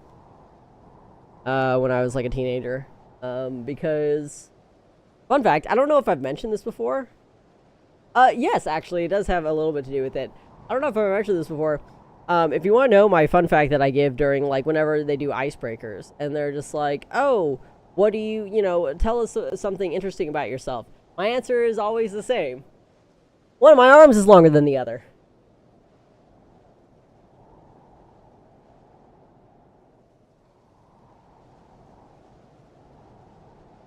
And the reason for that is because, and it's not significant, but they are longer. It's enough that it annoys me at the gym. It's long enough to annoy me at the gym, and it's long enough to that like I do overcompensate with some things like in that way. So sometimes I wonder if it does make me better at certain things than other people, though. Sometimes, like when I worked at Papa John's and I did dough and I would do it a specific way, it's like I wonder if that has anything to do with it. Yeah, so like one of my arms is longer than the other, and that's because I had surgery on my arm. Because at one point I broke my so when I was in first grade, I broke my left arm like right here. And then in 5th grade, I broke my wrist on my left arm. And apparently that double trauma to my arm caused my radius to stop growing and my ulna to keep growing. Because I was still, hadn't finished growing yet.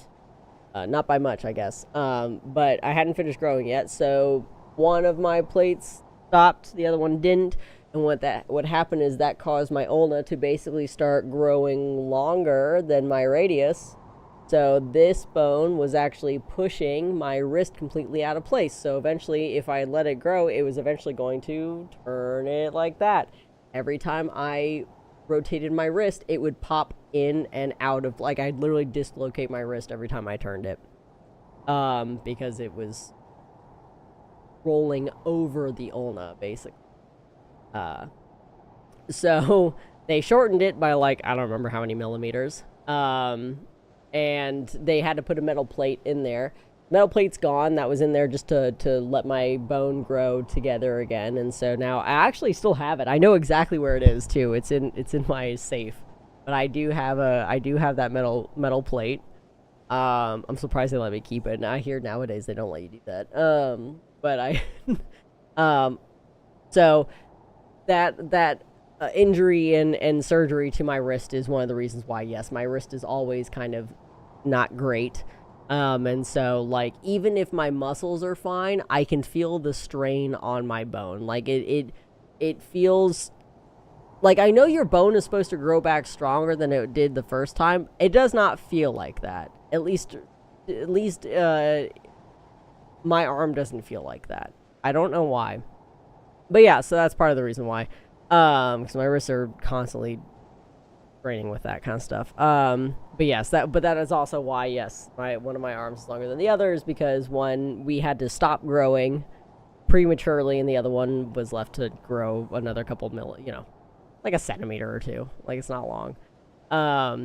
And it's definitely not significant that anybody can tell in daily life, like, it's not until I pointed out that anybody noticed. So, I'd had codeine for that. I was trying to remember why we were talking about this.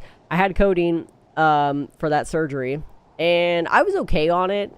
But I didn't need it for a very long, a little bit, yeah. I didn't need it for very long, so we had a bunch of codeine extra that I wasn't.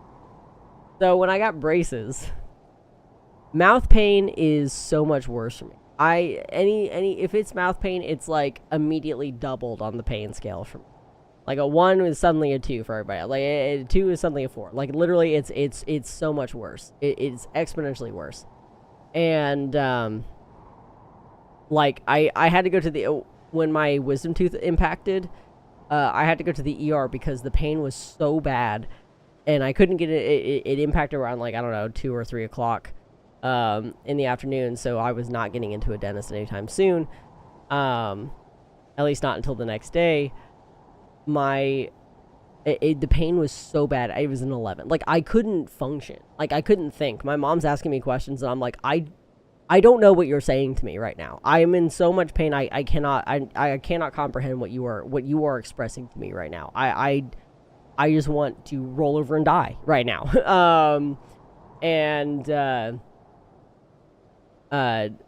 So, which is how I found out I'm good with Percocets, by the way.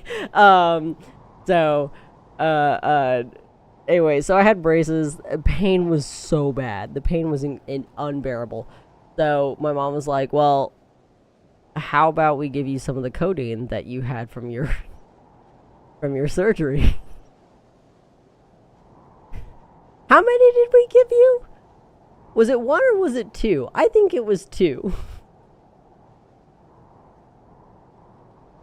I hadn't eaten in 24 hours because of the pain in my mouth. And she gives me 2 fucking codeine.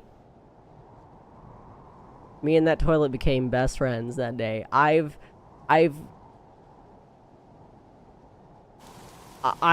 like puking rain. up water. There was nothing left. I was puking up bile from in my large intestine. I don't know. I did not leave that toilet for hours. I literally asked my mom to bring me like stuff to do because I literally could not leave the toilet for more than like 30 seconds.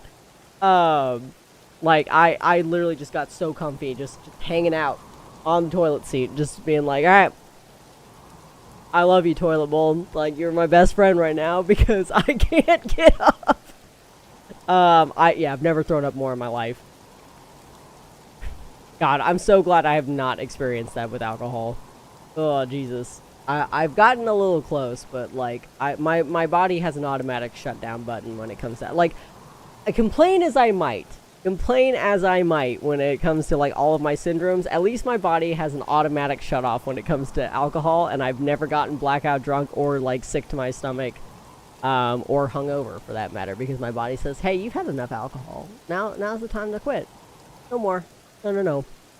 Now the smell of alcohol is abhorrent to you, and you want nothing to do with it. Oh, Jesus Christ. Yeah, that's rough. The worst I've ever had with alcohol was because I was 17 and stupid. Me and my friend were desperate to get drunk, and she pulls out a container, mind you, a container from her bookshelf full of Kahlua, just straight Kahlua, and we stuck straws in it and drank it. I've never felt more sick than I have, like, from alcohol in my life, but that definitely wasn't from a hangover. That was definitely because we just drank straight Kahlua. And we'd drank 5-hour energies before. So God bless my stomach at 17. Is why I have problems now. But yeah, no, ever since I overdosed on codeine, my body's like, no, on any codone, like hydrocodone, codeine, whatever it is, nothing in that family I can do. I can't do it. Like, we tried it when I had, all of my teeth are fake. I don't know if I've mentioned that either. All my teeth are fake. None of these are real. These are all a mixture of implants or crowns. And I've had 22 root canals. So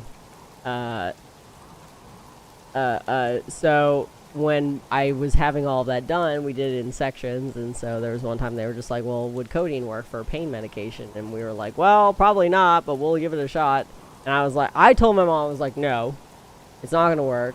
Mom was like, well, let's at least try it. And so I tried the codeine, and it was like, it was in my stomach for 10 minutes at most. And I was immediately like, Mom, I need a trash can, like right now, like right now. I'm not getting up off this chair. I'm still out of it from the actual procedure. Please give me, immediately threw it up.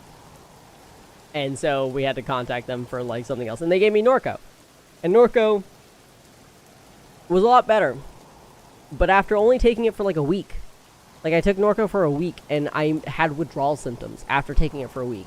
And ever since then, I'm just like, I'd rather not. Like, let's not do opiates because I don't like the fact that after a week, I was having withdrawal symptoms. Like, no.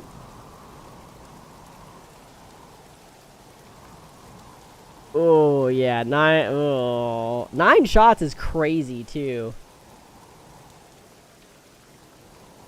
Well, considering that I'd had... they probably wouldn't do it normally for, like, most dental work, but considering that, like I said, we did it in sections.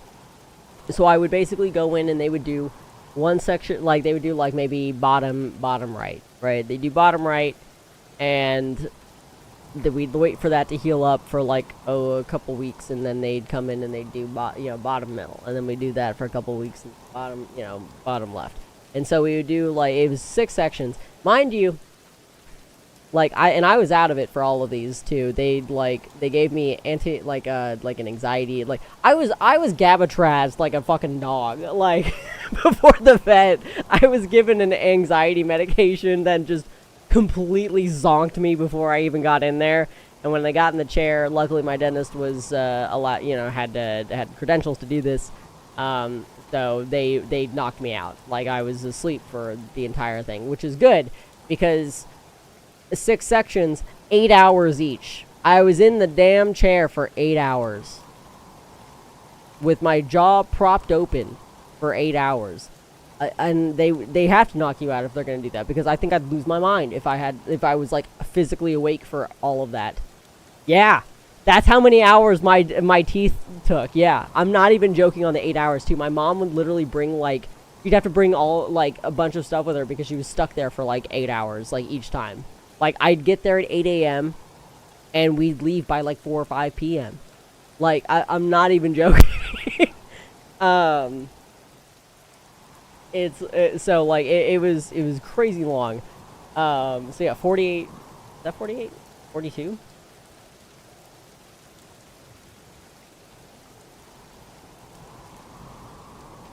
Brain. 48. 8 hours. Yeah, that's 48 hours.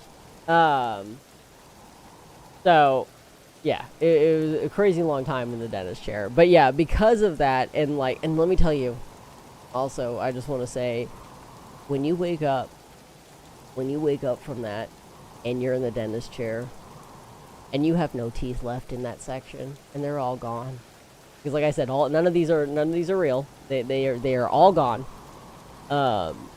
When you're sitting in that chair and you have no teeth in the section that they worked on, and your mouth is dry, and your jaw is in incredible pain,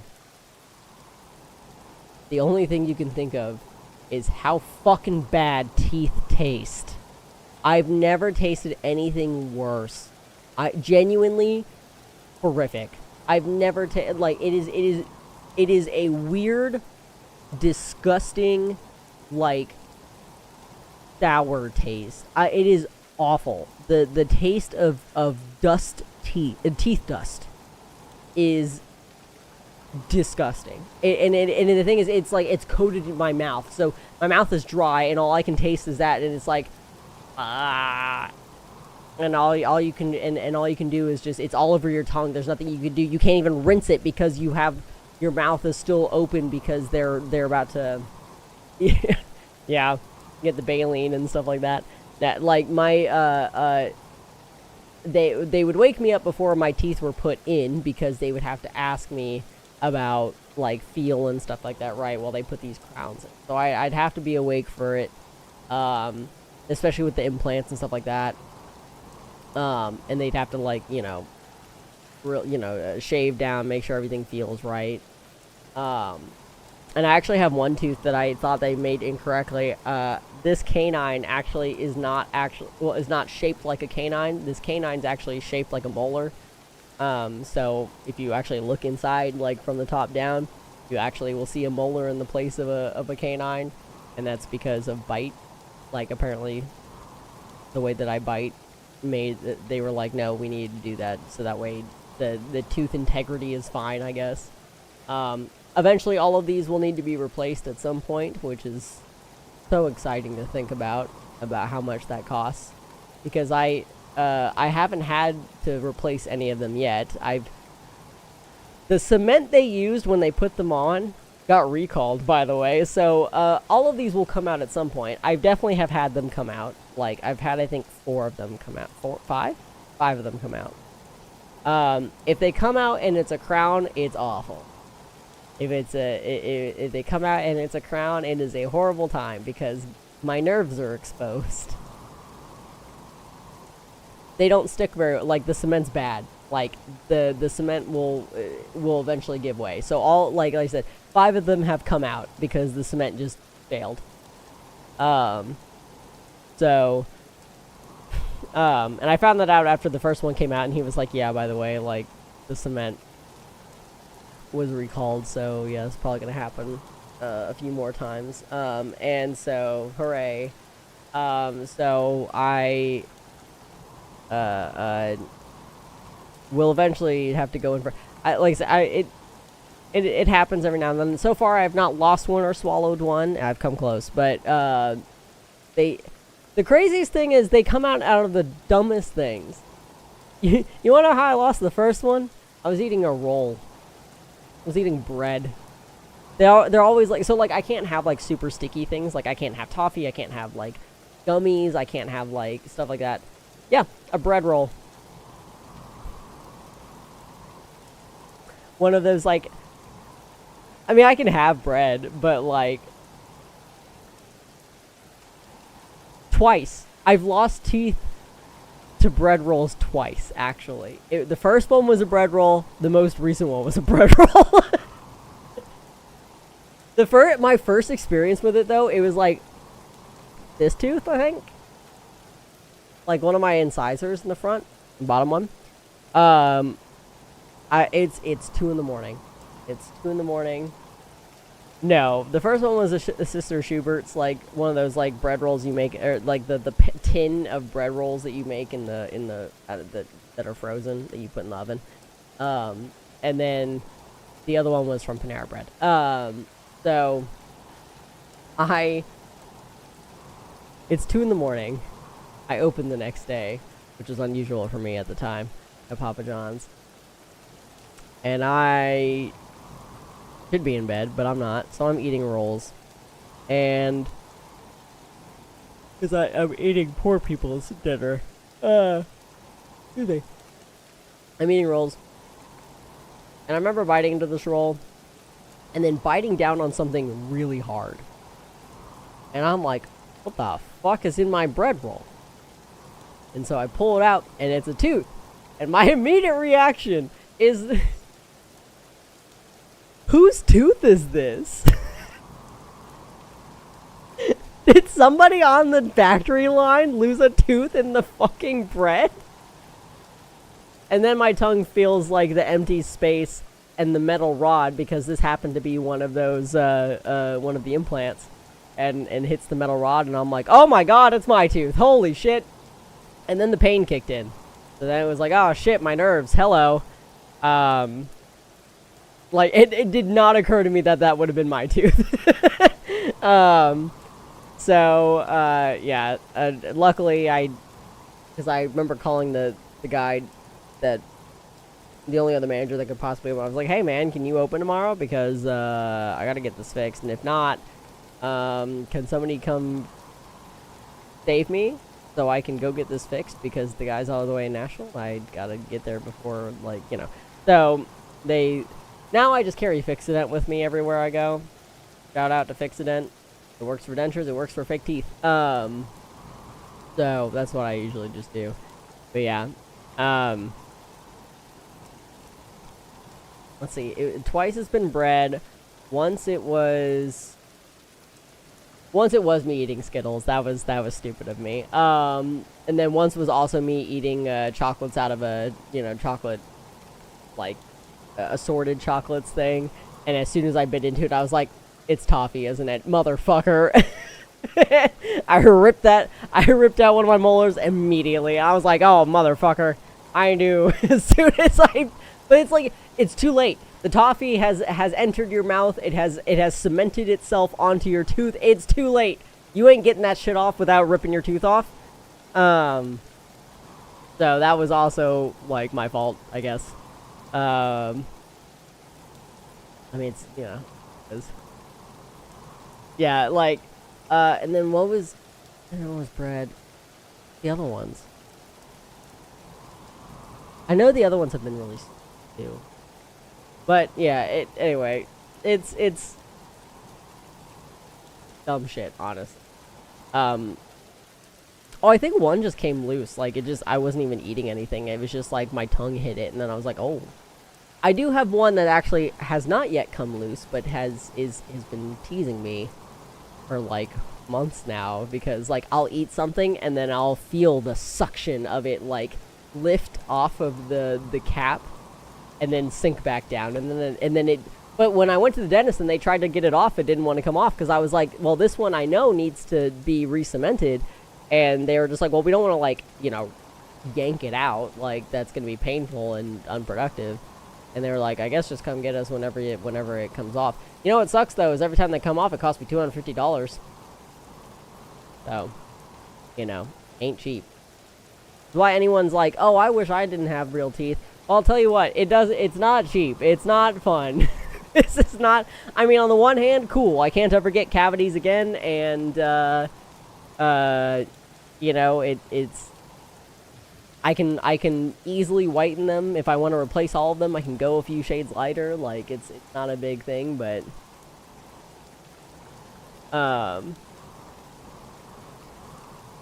what, the wanting fake teeth? It's mostly, it comes from people that are like, oh, because oh. Well, it's like people want, it's the same idea as people want veneers, right? But they want veneers without getting veneers because they don't like what veneers do to your teeth. And so their next thought is, let me get implants.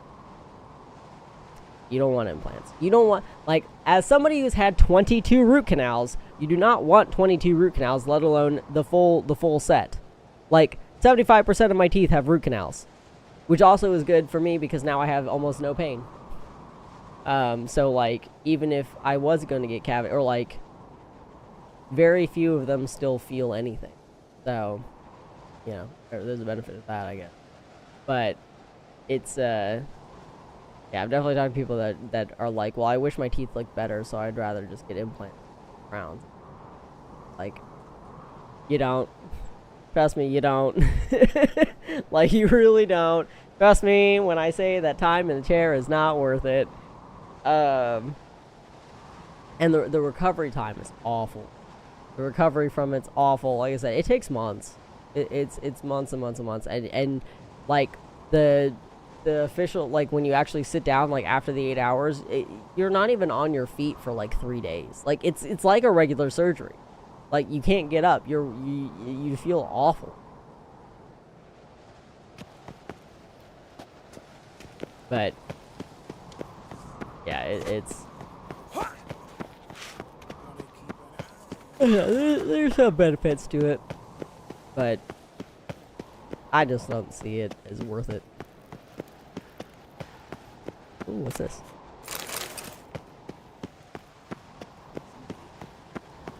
But who knows? It might be a southern thing. I don't know. Ooh, an armorer. We'll stick together. What's this? It's, adornment. Hey. Greetings, White Wolf. I suspected you'd come by. Bah, I was sure of it. Oh, yeah? The best stocked armory in all Skellig is right here at Caer Trulda Castle. Everyone knows it. I'll gladly see for myself. Take your time.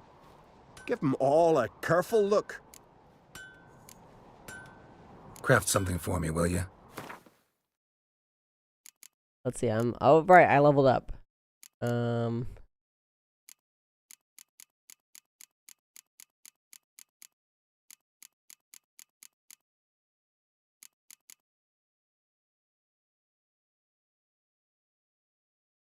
Yeah, like I say, and Croc is very Gaelic as well. It's not, like, Croc on Crate is a very Gaelic name.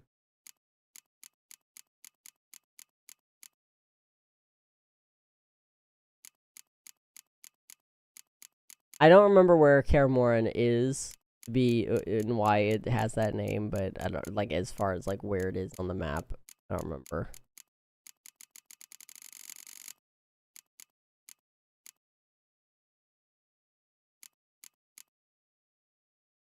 And ooh.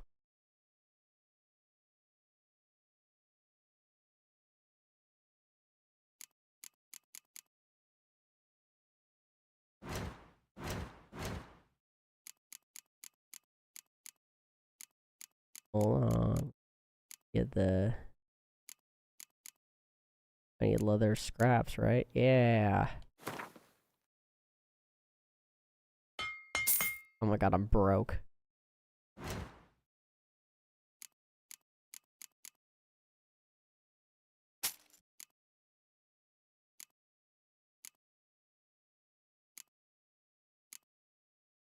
Hunting boots are better. God damn it.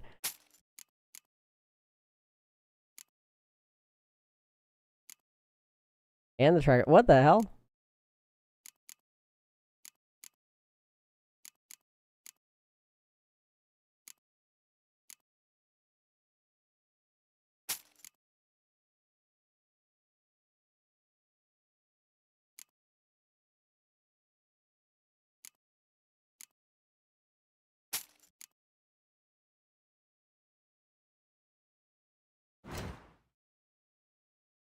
Yeah, basically. We're gonna be getting a whack-ass costume here in a second.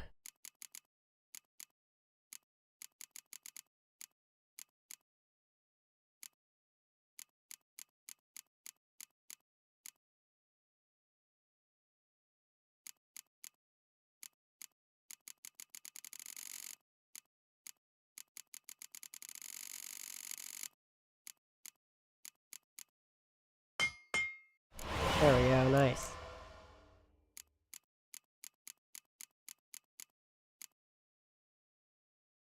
Let me actually put on my armor so I know what I'm looking at. That's part of the other issue is I'm like, well, wait, hold on.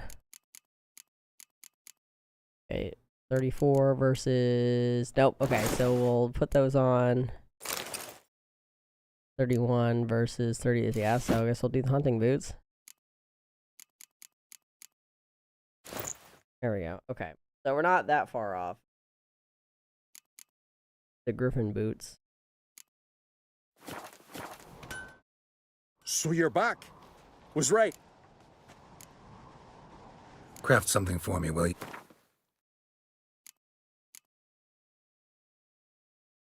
Oh, I accidentally pinned it, okay. I mean... Do I have, like, upgraded boots?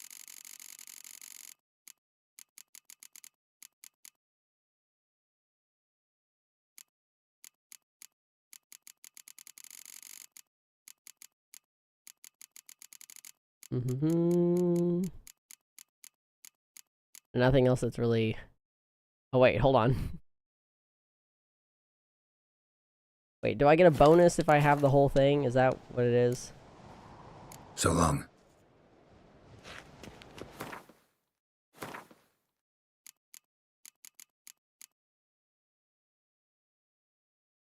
Oh, okay, I get bonuses.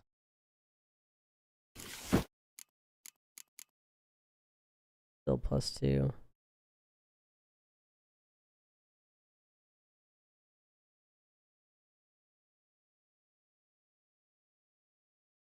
Yeah, we're gonna get a new outfit. So you're back. Craft something for me, will you? Ooh, this is even better. Hold on. Do these.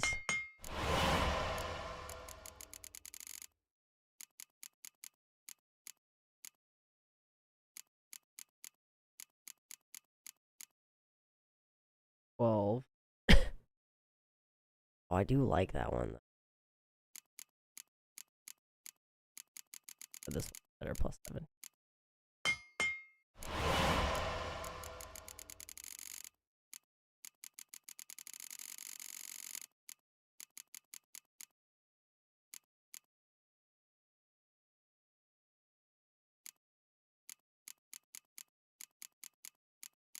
Oh, they're so silly though.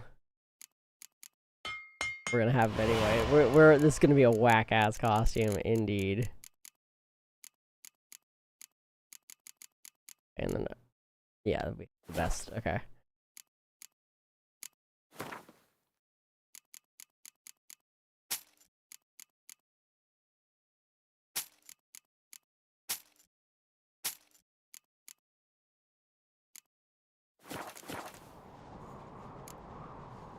So long.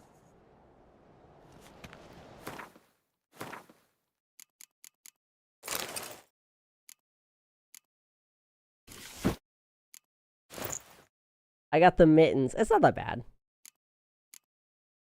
It doesn't look that bad.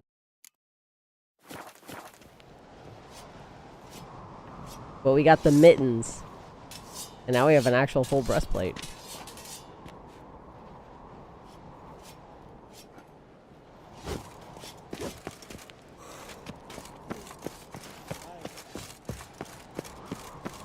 I'm gonna say I'm gonna sound like I'm wearing armor because I'm actually wearing armor this time around.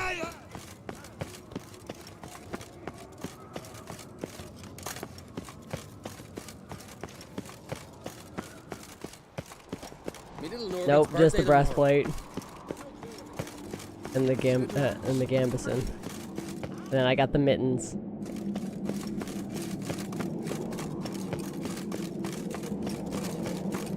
Even though I sound like I'm just clacking like armor.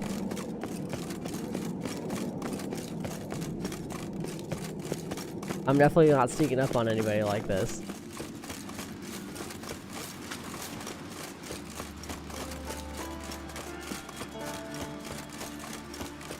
Why does it even sound like that? I shouldn't have anything clack. I mean, my necklace against it, I guess. I shouldn't be clacking like that.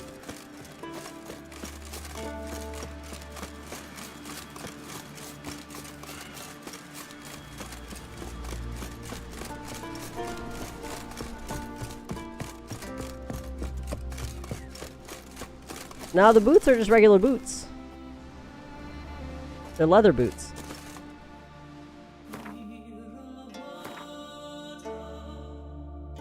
Like, I shouldn't be...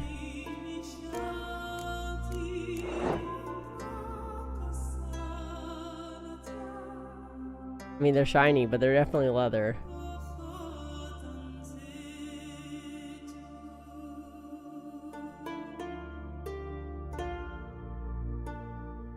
Yeah, I shouldn't be... Maybe, I don't know. I shouldn't be clacking, but... Oh wait, I forgot. I gotta...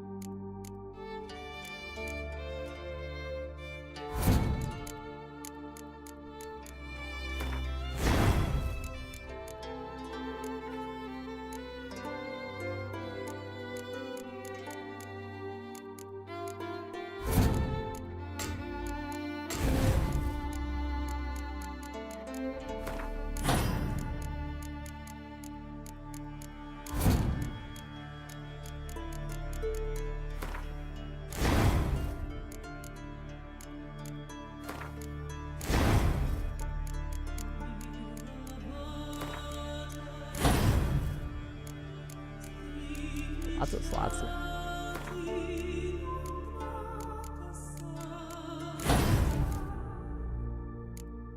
Probably this one, honestly.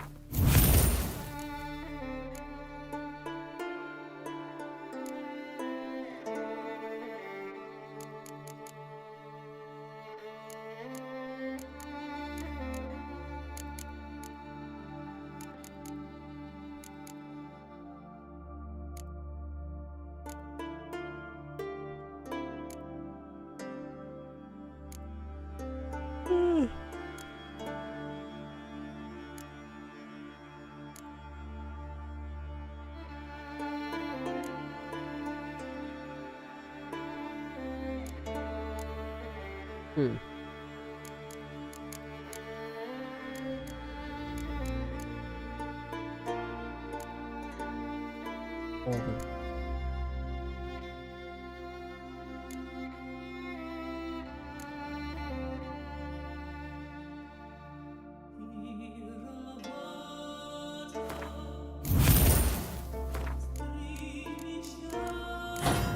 Yay.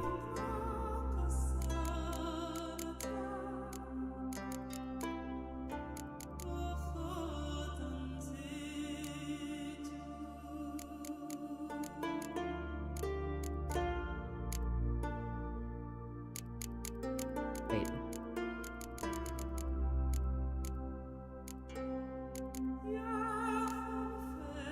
One, okay. Yeah. Right a lot. There we go. There we go. Now I won't die as easy.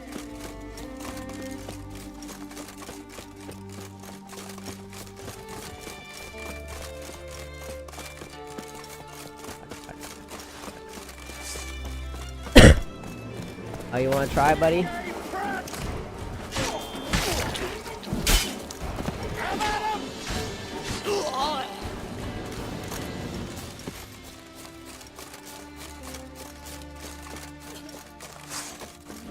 Pathetic.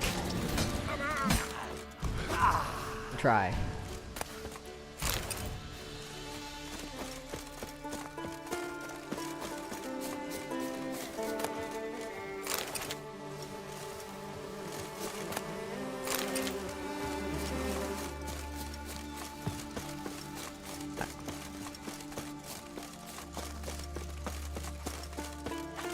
Light lanterns on the rocks. Without direction.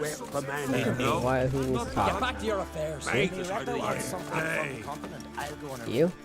Most humbly beg your pardon, but I'm in quite a predicament, see. I'm The same guy. I'm a wandering juggler from occupied Temeria. Temeria? You sure? Not Novigrad? Hey, wait, it is the same guy. I know the grad. I was just joking. I come from Maribor and... You're not cut out for this line of work. Memory's too short. See, we've met. But you were a respected Novigrad merchant who wanted desperately to get home. Oh, but I assure you, all right, you got me. I know this all looks bad, but I swear I'll pay you back, mate. All of it, with interest. Just, please, don't take me to the Jarl.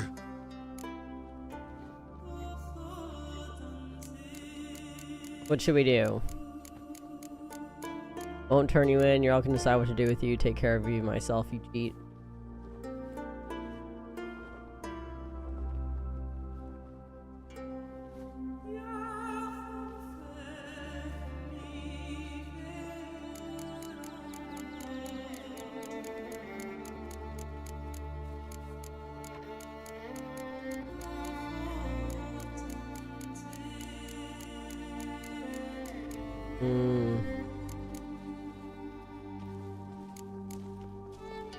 Fool me once, shame on me. I don't need a Jarl to deal with you, you little crook. Ever fight a Witcher?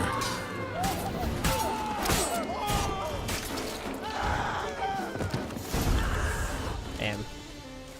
May your axe never crumble. Whoops. My bad. I didn't mean to steal that. I meant to steal from the guy. I'll watch thee die with Ah!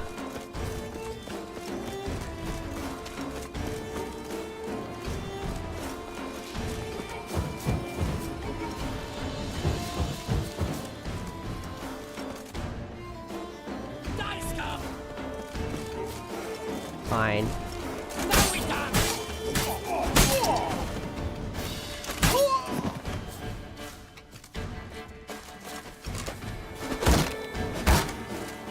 Too late to surrender. Got it.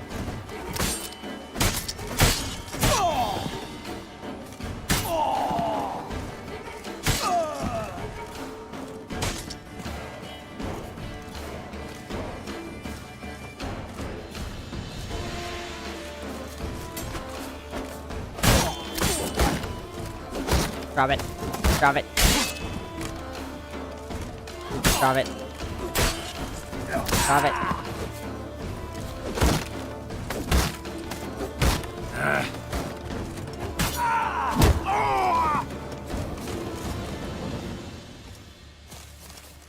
My bad.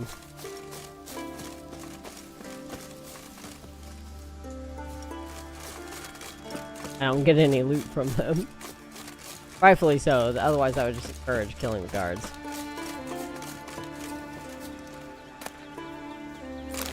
Get my Orin's back. Hey there, greetings. Looking to buy? Show me your wares. What you got? Ooh. 300 coin, Jesus Christ. Mastercrafted racing metal. Ooh, that's so expensive.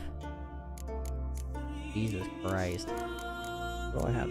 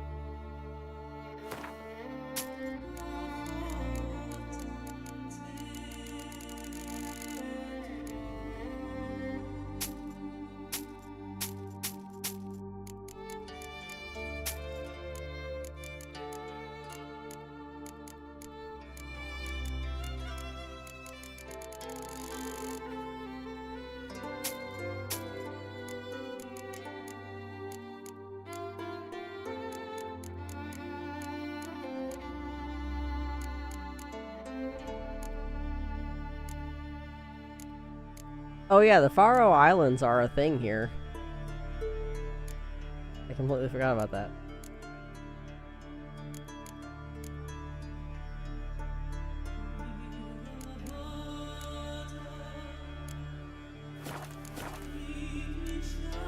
So long.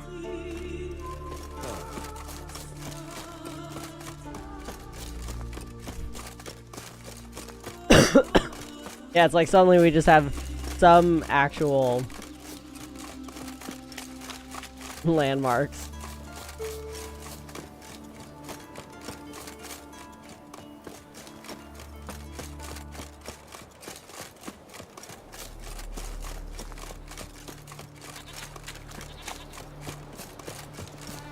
Run, goat, run.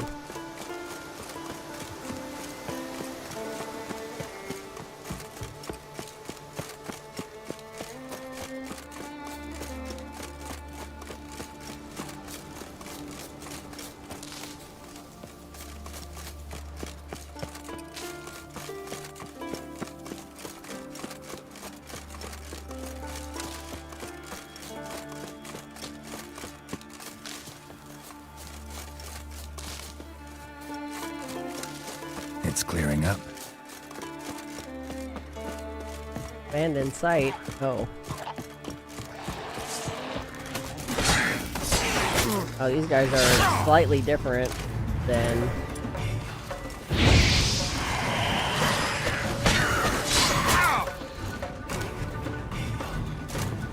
Round dead, too, okay. Ouch. Ouch.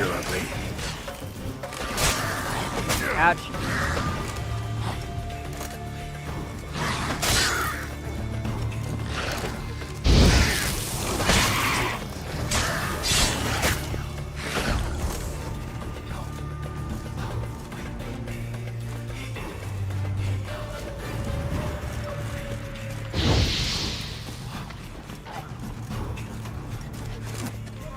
Now coming back.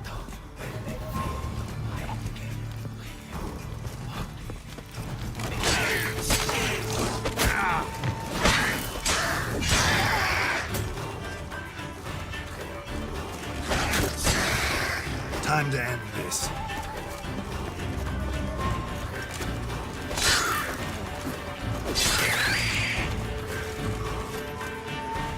Gotcha.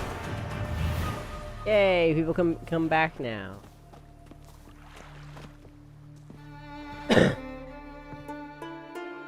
Are welcome.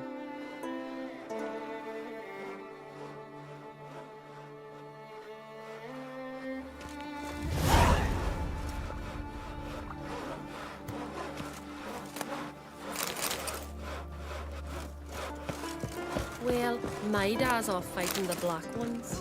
Yippee! The witch killed the monster!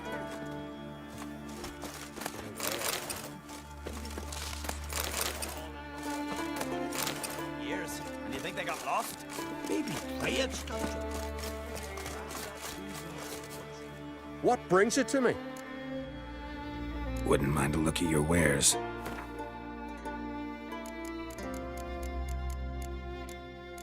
Have all the things I've sold? Like, what is happening?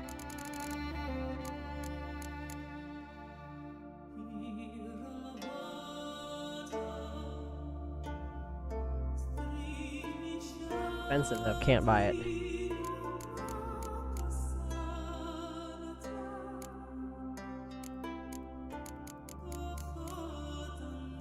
Assassin's boot. Assassin's exactly the same.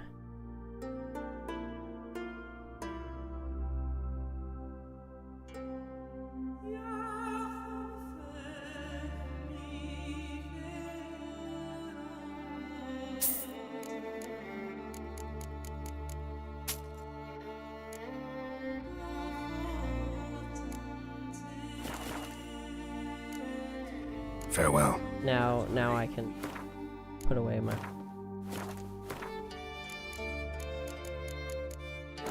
There we go.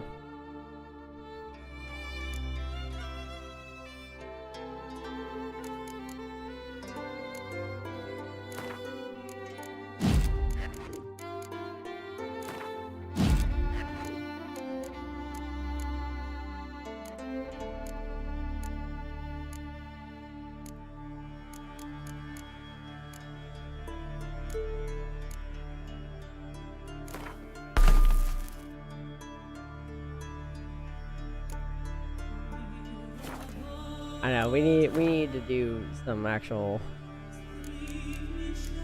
shopping.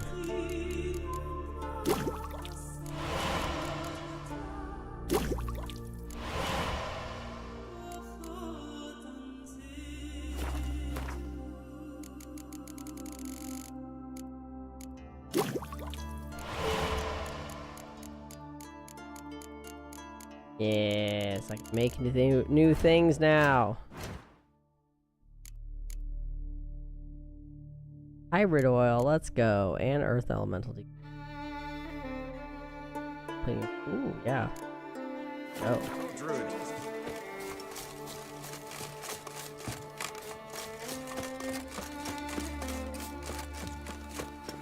Now we're all fancy looking.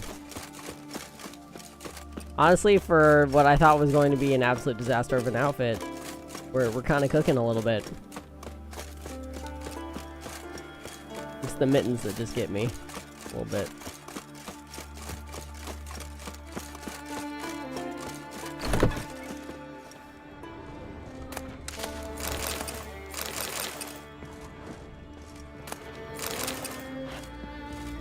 Yeah, it's just the mittens.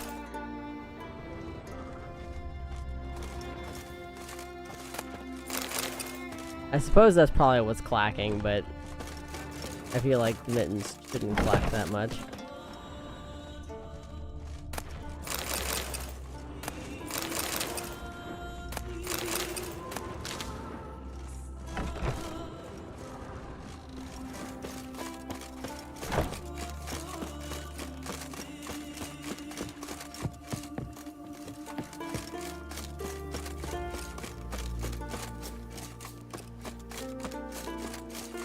Yeah.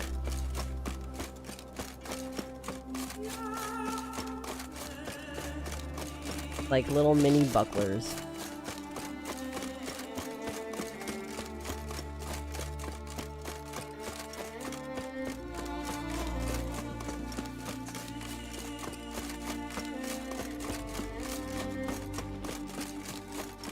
Look, a farm.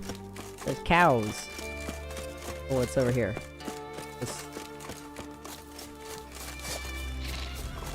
Oh, okay. I feel like I can get you guys. Oh, maybe not.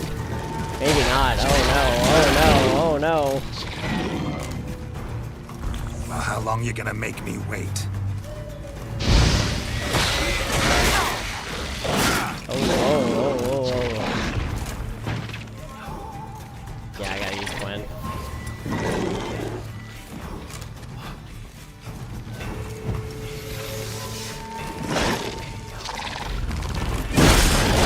Good. Ouch. What's good to use on these guys? Probably insectoid oil, which I don't have.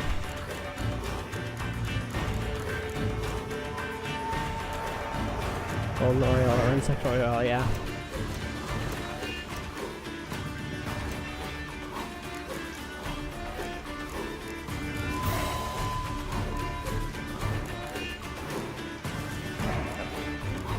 I definitely don't have golden oil yet.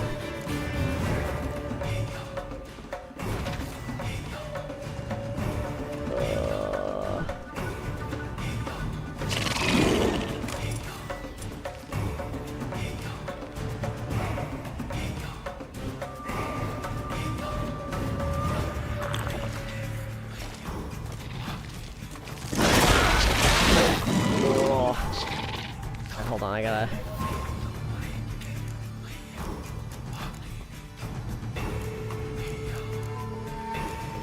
There it is.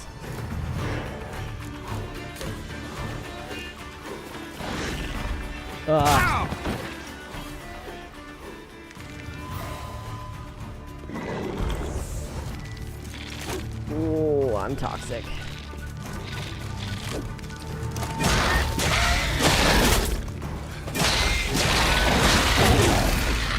Come on, come closer.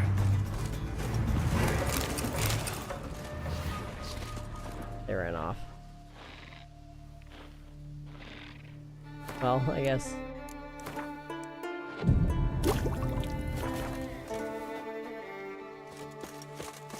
Where'd you go? Come back. Yeah. Oh. There's more of them. Never mind. We did it. We killed at least one.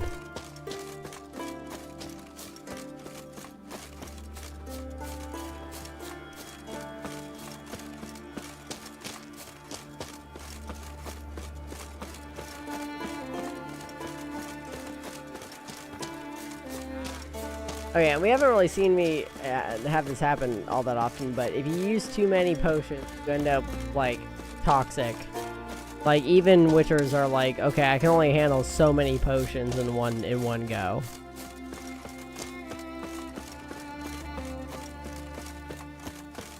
Another merchant. Come closer, stranger. Greetings. Looking to buy? Show me your wares. What you got? Don't want that saddle, but I can't afford it. Well, it depends on what you're doing. Like, in this case, like... So, I use the...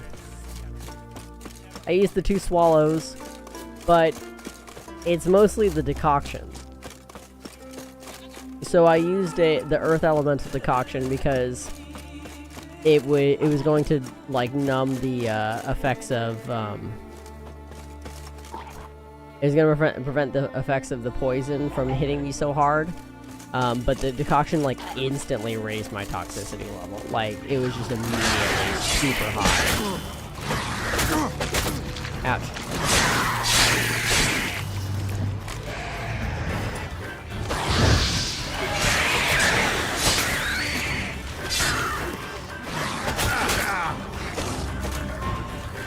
You like that silver?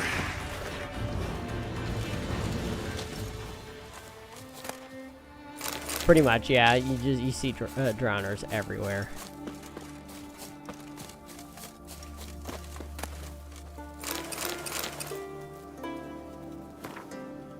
Praise be to Freya, our great mother. They said the road was fraught with danger, that sea devils awaited any who traveled it, that a bandit lurked behind every tree. And I sacrificed a lamb to Freya and donned an amulet made of falcon feathers, and lo and behold, I traversed the entire isle without so much as drawing my sword. And it's a damned fine trading along the way. Packed my chest so full of silver and other treasures that my back near snapped, setting it on the wagon. If everything goes as planned, I'll be home by tomorrow around sunset. I owe the goddess mightily for the tender care she's taken of me. Rip.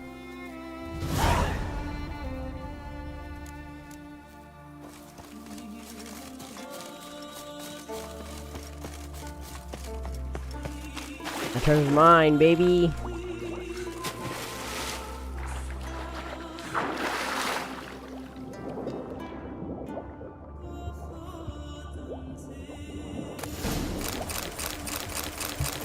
Let's go.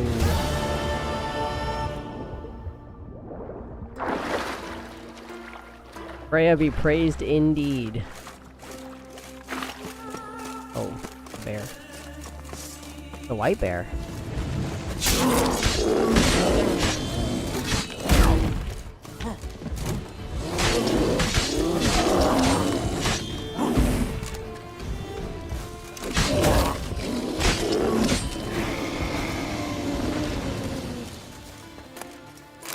Wow, I didn't even get a bear skin, I just got bear fat. Is it any good? No. That sucks. It's very expensive though.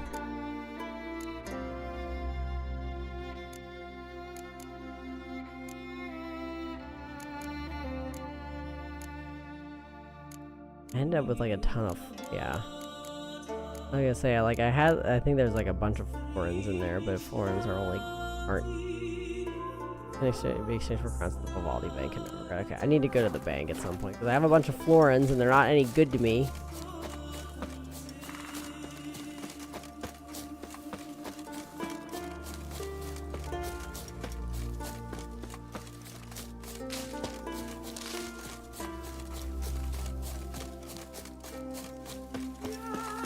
Well, in this, yeah, I mean, I have orans and florins, and neither of them are good to me because they aren't the currency that they use here, so I have to exchange them at the bank.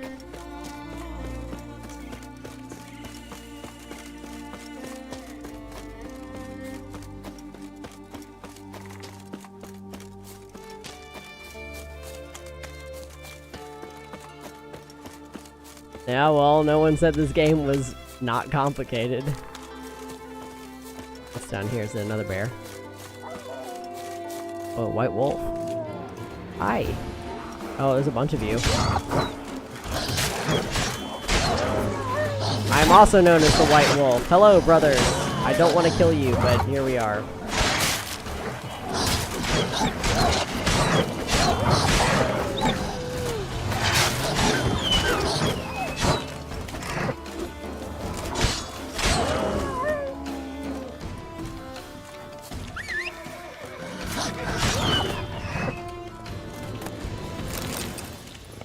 I didn't want to have to kill all of you. Why can't we be friends? Why can't we be friends? Can't we? Yeah.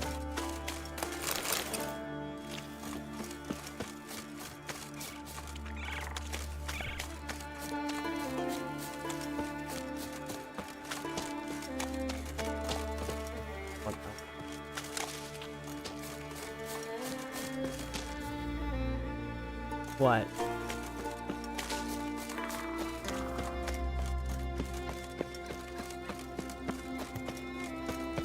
You're mad, woman! Mad, I say! Maybe, but I've got good reason. I hold Ciri dear to Battle shoulder to shoulder with a witcher. Well. But the mask of Orberus is no Aye. trifle. Have you any idea what could happen if it is used? Any idea of the consequences? No, but neither do you. Jesus So Christ. stop panicking. Can hear you two clear on the other side of the island. Good! May all Christ. Skellige know Jennifer of Vengerberg is a common thief! Control yourself, Druid. I haven't stolen anything. I've merely borrowed something and fully intend to return Why are we it. always stealing things from druids? The generosity. Just one small problem. Once used, the I'll mask watch it here in is a rendered completely worthless. Not to mention the risk you'll bury us alive, and all the Isles with us! I know. Maybe not that hat, but otherwise they got good stuff. Barry, what are you talking about? She's not told you? Might have expected as much. The myth is that Orberus created the mask when the envious seas swallowed his beloved. Unable to bear the prospect that he would never again see his betrothed, Orberus made the mask, which would allow him to peer into the past. He knew, however, that he could only use it once. So he waited. Waited until his longing grew so strong that it became unbearable. When the sea learnt of the mask, it was quick to respond. It made known its threat that whosoever used the mask would bring the sea's wrath down on them. For in vengeance, the sea would rise and flood all the lands and drown the living. Speaking of sealskin or whatever, I learned apparently. So when I first joined the Viking Lodge or whatever, they were like, well, we strive for obviously like as accurate as possible, like, you know, as long as you can back up your findings on why you think that this is reasonable, we'll side with you. And they were like, just, you know, don't show up in like obviously Viking bikini armor and stuff like that. And they're like, well, unless you're actually wearing the sealskin bikini armor, which there is actually a single instance of that we know of. However, my bigger question to you is, how did you get the sealskin? Because that's illegal now. So, like, you know, don't do that. Apparently there was at least one instance of somebody wearing, like, or taking sealskin and making it into, like, a bikini-shaped thing, historically speaking.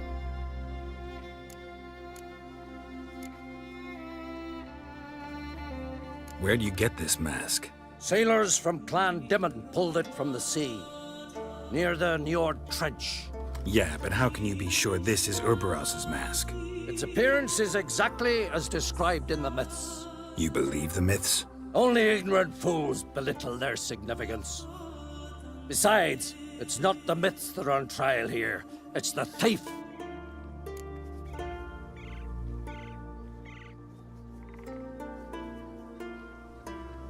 Yeah, Selkies. Or unless they're not Selkies. But yeah, where they have to wear their skin, or like they can't lose their seal skin. They go onto have to keep their seal skin on them. That way they can return to the sea. Which also, like, if you steal the seal skin of a Selkie, they can't return to the sea. It was a way of trapping them, ideally. Possibly? Wild idea to, like, steal a Selkie seal skin and then wear it, you know? Wear it like that. But yeah, apparently that's a... I mean, from what I hear, it's soft. So I guess, like, if you were gonna pick and I mean, since it's short, you know, it's like... Because otherwise, why would you bother? Like, why would you take a sheepskin, right, and then shear it, right? Why, like, you do that on sheep because you're gonna get it back. But if you have a sheepskin, why would you shear it down to make into something, right? But sealskin's naturally not got a ton of, like, thick fur on it. So if you're gonna pick something that's gonna be kind of form-fitting, but also gonna be warm, I guess you would pick the sealskin, wouldn't you?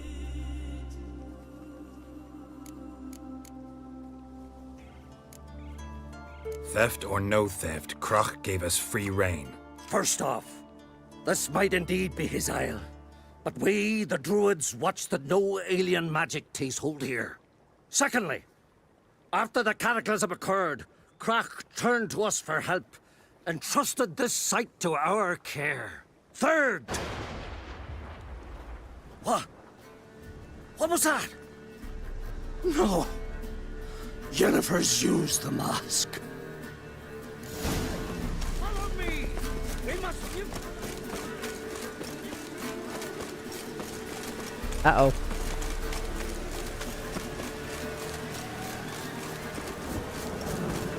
What'd you do, Yennefer? Oh, 100%.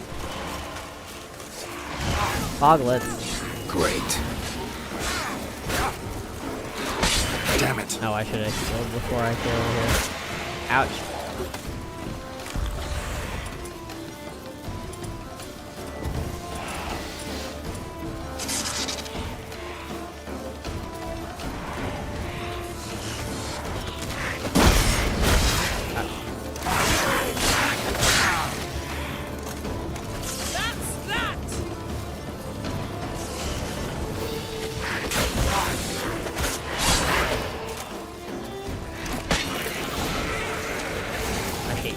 So much. What was that? Unicorns. Damn it, Yen. I saw the foglets. I meant how'd they get here? The power of the mask summoned them. Ermion says the mask might cause a natural disaster. Fortunate he's here, then. He can jump right in, try to tame it. Realize he won't let this pass. Oh, I'll survive, somehow. She's always... What now? The mask reveals the past, but only in certain places. Places where past events left a strong magical imprint. Take it. Want me to wear it? Yes. I'll cast a spell that will let me see through your eyes. Fine, let's go. Well, let's go. This way. Already found the first spot.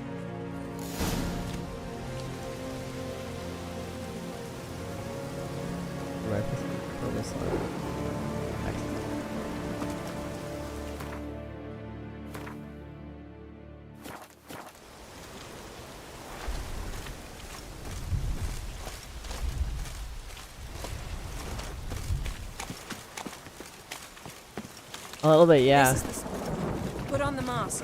Any instructions? Keep it. You've seen everything. Don't stray far.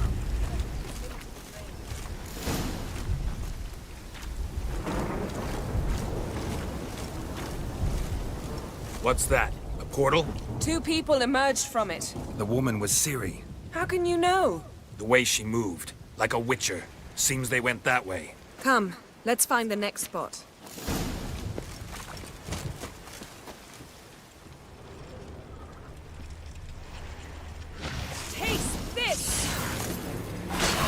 meditated again. God damn it. Stop it. Stop it. Not bad.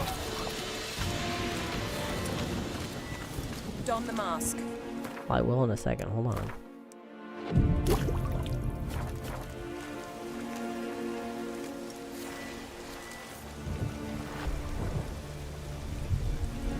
Watch out!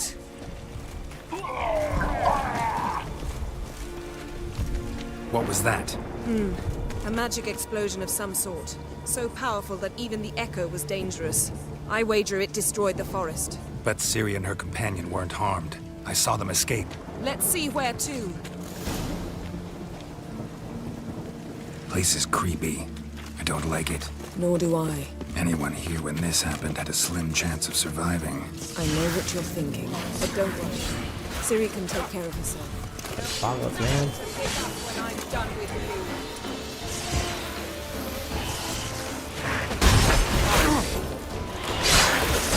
Not good.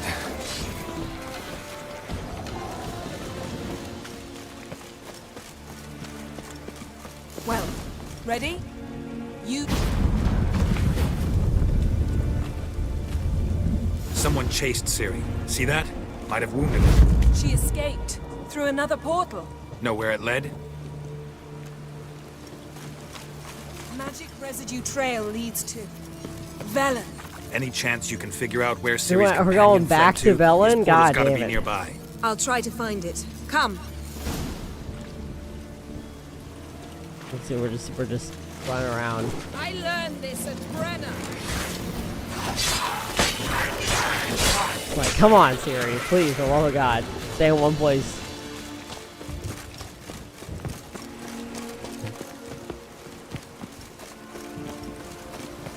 Don the mask.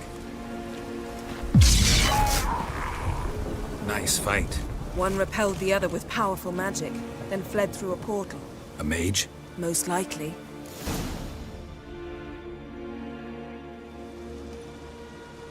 It's Ciri's companion and the one who wounded her. How do you know? I don't. Making an educated guess. They both appeared in the previous visions. Ciri's got a powerful ally. It's probably that elvish mage. The mage who was with Ciri fled too. Know where? His trace path leads to Velen as well. But the target coordinates of his portal differ from those of Ciri's. The explosion must have disrupted his teleportation. Ran into Kira Metz in Velen. Coincidence maybe, but she claimed a mage came to her looking for Ciri. Be surprised if it wasn't the same one. Whoever he is, he grows more interesting by the minute. Maybe something left of the one who got hit by the spell. It's clearing up, Ermion must be getting a handle on the weather. which means he'll be free to attack us again. Are you pleased with yourselves? Look at what you've brought down on us. Well, it seems We'll fine see now. what Crach has to say about this. Sure as hell shouldn't be angry. He agreed to help us. When he learns what's happened here, Stop panicking! Here's your mask. it is worthless. It's an unwieldy ashtray at best. I hope you've learned something useful at least. Very. Well, now you don't have to worry about it. Now, I'm talking to nothing else is Geralt. going to happen You. with it. You I'll deal with later. So, We think a powerful curse was Like, cast if you were here. worried about somebody using it in the end of the world happening, well, we've Plausible. solved that problem. Now Considering no what end of the world, happened to the and wood, we've used do it. you know It's done upon now. whom? Not yet, but we know Ciri was here. She stepped out of a portal. A mage was with her. Someone chased them. They fought. Ciri was wounded but managed to escape. Where to? Velen, probably. The mage opened a portal for her, then he fought her attacker. Yes? Is that it? Got a feeling we found something interesting. Just need to examine one more thing. He went flying in that direction. Something's pinned under that tree. Can you... I can.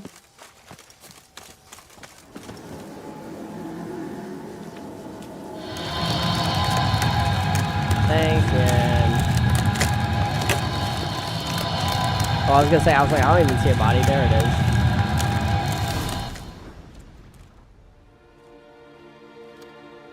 That armor is interesting. Uh-oh. Armor's clean. No blood, no sword nicks. Ciri's friend must have... what do you call it? Vaporized him. Exquisite. The armor, though the workmanship's unfamiliar. Can't even Workmanship tell where is it's from. that of the Probably because it belonged to a Wild rider Hunt, of yeah. the Wild Hunt. What?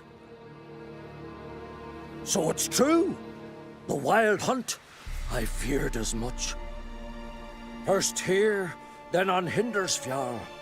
What did they want? They're looking for Ciri. But why? Elder blood flows in Ciri's veins. 'Tis true, she can trace her lineage clear back to Lara Duran, which is why the women in her family have always had extraordinary abilities. But could that truly be so important? Ciri's exceptional. She travels between places here and other worlds. Space is no obstacle for her. Huh? So much Which is so why that the have Wild I Hunt wants to mentioned that capture her. she apparently does show up in you can find her in Cyberpunk.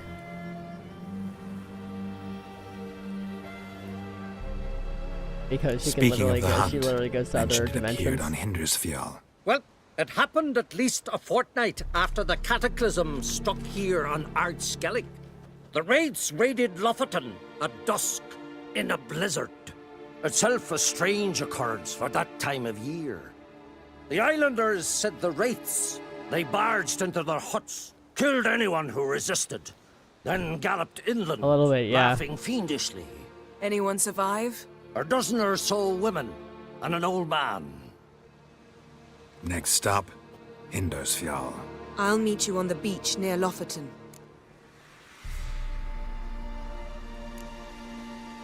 Mm-hmm. See you there. Good luck to you. Inform me once you've learned anything new. See, he's less angry now.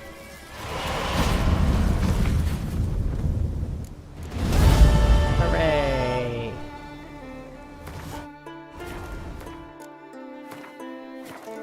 Well, we're on Skellige. We made it.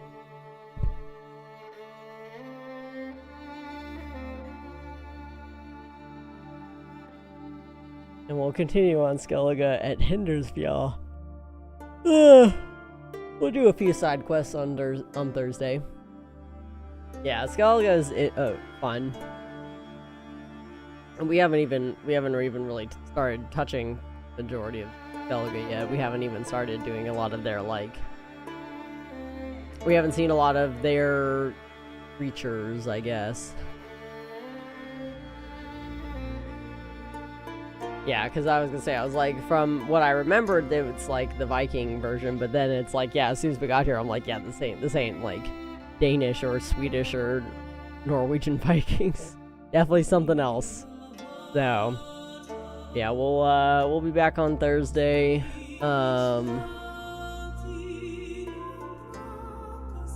Yeah. Sorry, the wind's so bad. Like, I can't, I don't know how strong it is. It's literally like, well, yeah, for sure they were. Like I said, it's not Norwegian, those specifically. Like, I mean, obviously they, for instance, they mentioned Freya and stuff, so they worshipped the same. A lot of like the druidic stuff and everything like that, and the cultures obviously got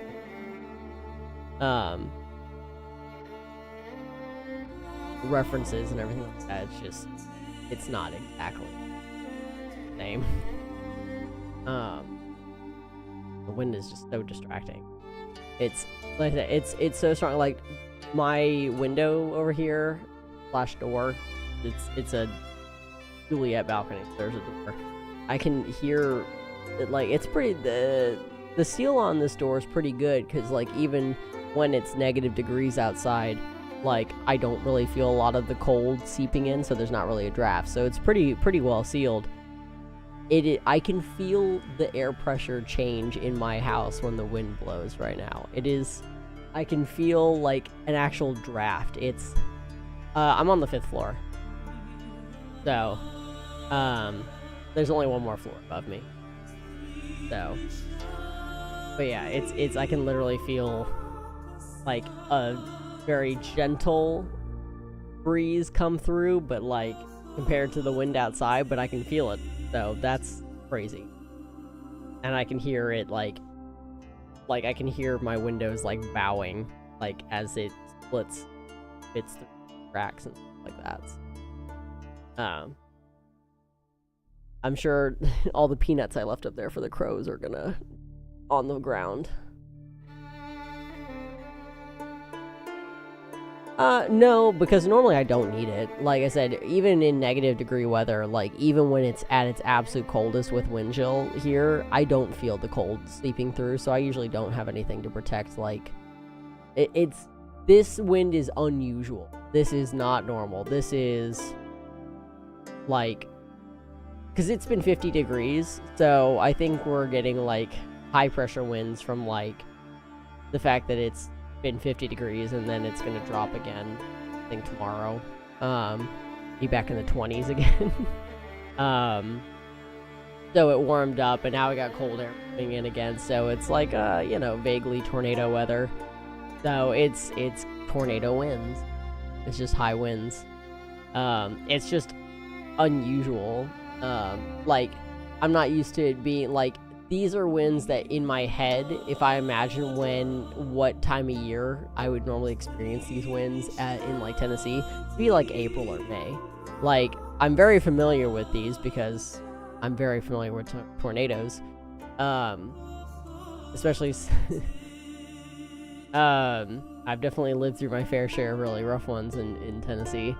So, I'm used to it, but it's just like in my head, I'm like, it's not warm enough. Like, we shouldn't be getting this, like, because it's that type of weather that I look outside and I'm like, oh, I can, like, I know exactly what it would feel like outside. When I look out the window, I'm like, I know the balmy, like,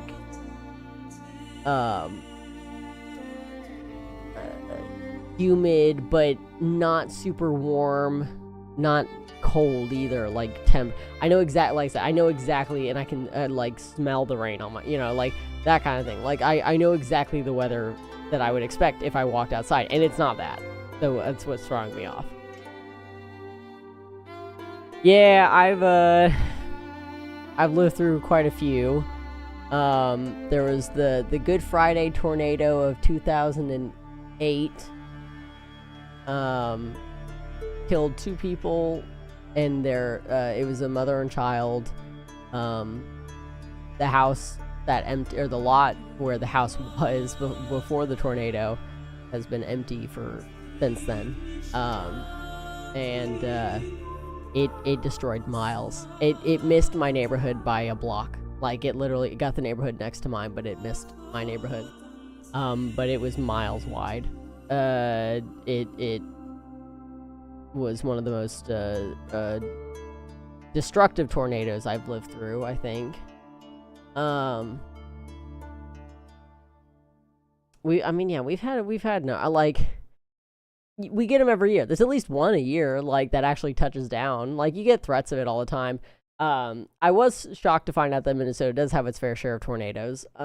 But the good news is I'm actually ironically safer here than I am in Tennessee for tornadoes because despite Tennessee being in a tornado area and having a lot of tornadoes each year,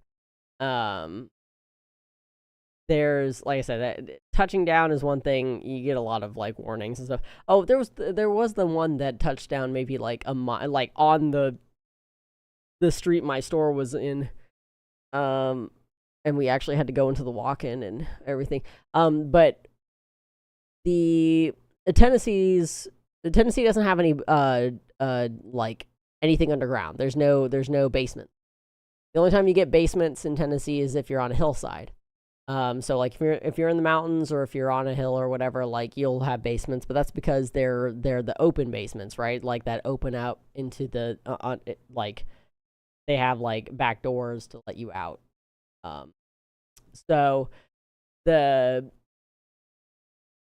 only reason why we don't have basements in Tennessee or like anything down below is because if it's not like the fact that you've hit bedrock, because it's all slate. It's all like slate and like massive thick plates of rock underneath.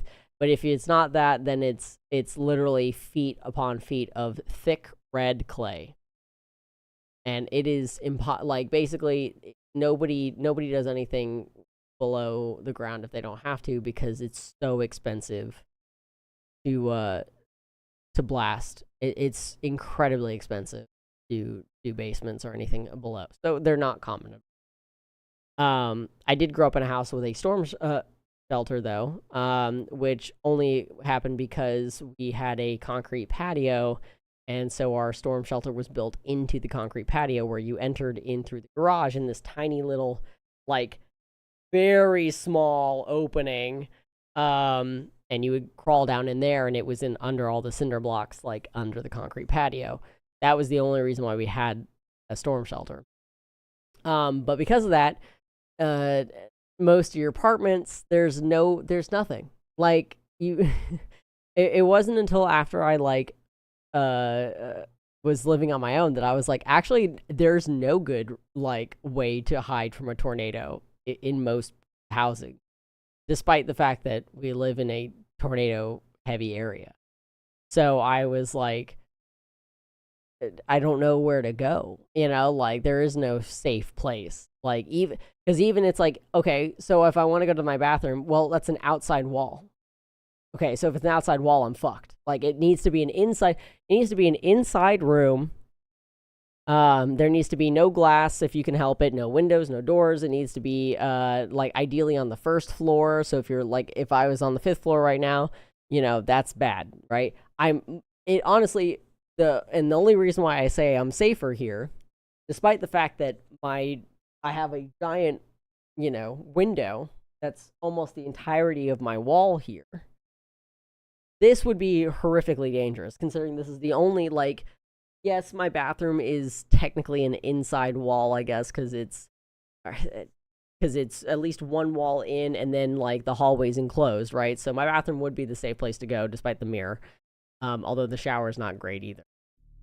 But we have two levels of garages down below. So, like, when we had a tornado warning, I did sit here. I had the Catmobile ready, which was my little, I have like one of those wagons you can fold up or whatever, and then I have a big cat carrier that all three of them can fit in. Not comfortably, but for emergencies, they will tolerate each other enough that I can throw all three of them in there and they'll be fine. So I had that ready to go for me to dump all three of them in there if we needed to go. But I literally sat, and whatever I was doing, I think at the time I was like sewing and stuff like that, or doing some macrame or whatever it was. I sat in front of the window and just watched the sky and stuff like that to kind of keep an eye on things. But I was like, all right, well, if I hear a warning or like I hear sirens or anything like that, then I'll dump the cats in the thing and we'll head downstairs and we'll just go to the garage. Because yes, there are garage doors, obviously, and that's not ideal. However, if you go to the, like, there's at least one elevator that is the furthest away from that entrance, and I'm below the ground. So no matter what, honestly, I'm safe. Even if the tornado ripped that garage door off, I'm far enough in that there's no way that it would suck me out of there. Like, I'd probably feel it, but it wouldn't be able to physically. So, and now my car's in the garage too, so I don't have to worry about my car getting destroyed. My room would absolutely, you know, I'd lose everything in here, though, is the unfortunate reality, probably. But yeah, it's I was like, at least I'm below ground, and much safer than I would be back in Tennessee, ironically enough. If you haven't experienced, like you said, the closest you had was a water spout. When people, the number one ways you can tell, and I did get a little nervous because the one time that it, like I said, this past spring when we had like the warning and I was watching, there are two ways that you can tell when a tornado is like here. One is, and you'll hear this a lot, and nobody really knows what it means until you actually experience it. The sky turns green. And it I don't know how to explain it beyond it. When you see it, you're like, no, that's green. Like, it's not going to be like bright green or dark green, but it's like, it's a weird hue that you're like, nope, that's weird. I don't like that. So the sky turns green, and the other thing is there will be no wind. It's that combo. It's when the trees are suddenly still and there is no wind whatsoever and the sky is green that you're like, fuck, gotta go. We gotta go down below right now. Let's go. I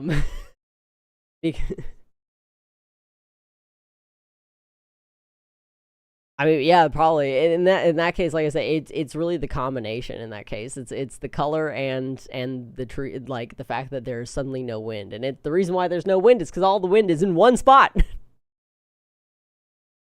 Yeah, for sure. I've experienced an earthquake. I've never felt one. I've definitely, but yeah, it's a wild, like, if you're not used to it, experiencing it is like this. These are weird things to happen. There's that, and then the other thing too you should know about tornadoes is if you see, like, if you're like, oh, there's a tornado watch or a tornado warning, and usually the sky, like, it's one of, it's always whenever the sky is covered, right? So part of the reason why it turns green is you have the gray clouds, and then you have like this hue that causes those gray clouds to kind of turn that greenish hue. The cloud cover, when that starts to dissipate, like, and for instance, like if you have a tornado warning and there's suddenly sunlight, that's actually worse because the sun introduces more heat and can cause more volatile tornadoes. So fun fact, it's not a good thing if you're still in a watch or a warning and you suddenly see the sunlight. That's not good. You don't want that. You want it to stay cloudy. Then at least the temperature is relatively stable. Because I remember I was at work one time and they were like, oh, the sun came out. And I'm like, that's not good. No. We don't want that. Get in the walk-in. That was at least the nice thing about working in Papa John's, because the walk-in's a giant metal box. So it's like, well, we'll just go turn off the AC and we'll all hop in the giant metal box. We'll be safe in there. It's fine. Anyway, yeah, it's definitely like crazy tornado wind out there. So fingers crossed it doesn't tornado. I mean, I've definitely had tornadoes around Christmas in Tennessee, so I wouldn't be shocked if I have tornadoes in February or March here. So we'll see. Will do. I mean, like I said, I'm not too worried about it. There hasn't even been talk of a tornado. It's just heavy high wind. Like, that's all. Like, basically, like, I mean, worse than I experienced. So, but anyway, I gotta work tomorrow, so I gotta go to bed. Yeah, we'll be back on Thursday, and we'll continue with Skellige. Excuse me. Thanks for joining.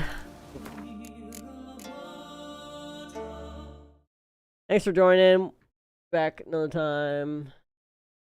See you Thursday. Have a good night. And yeah. Bye.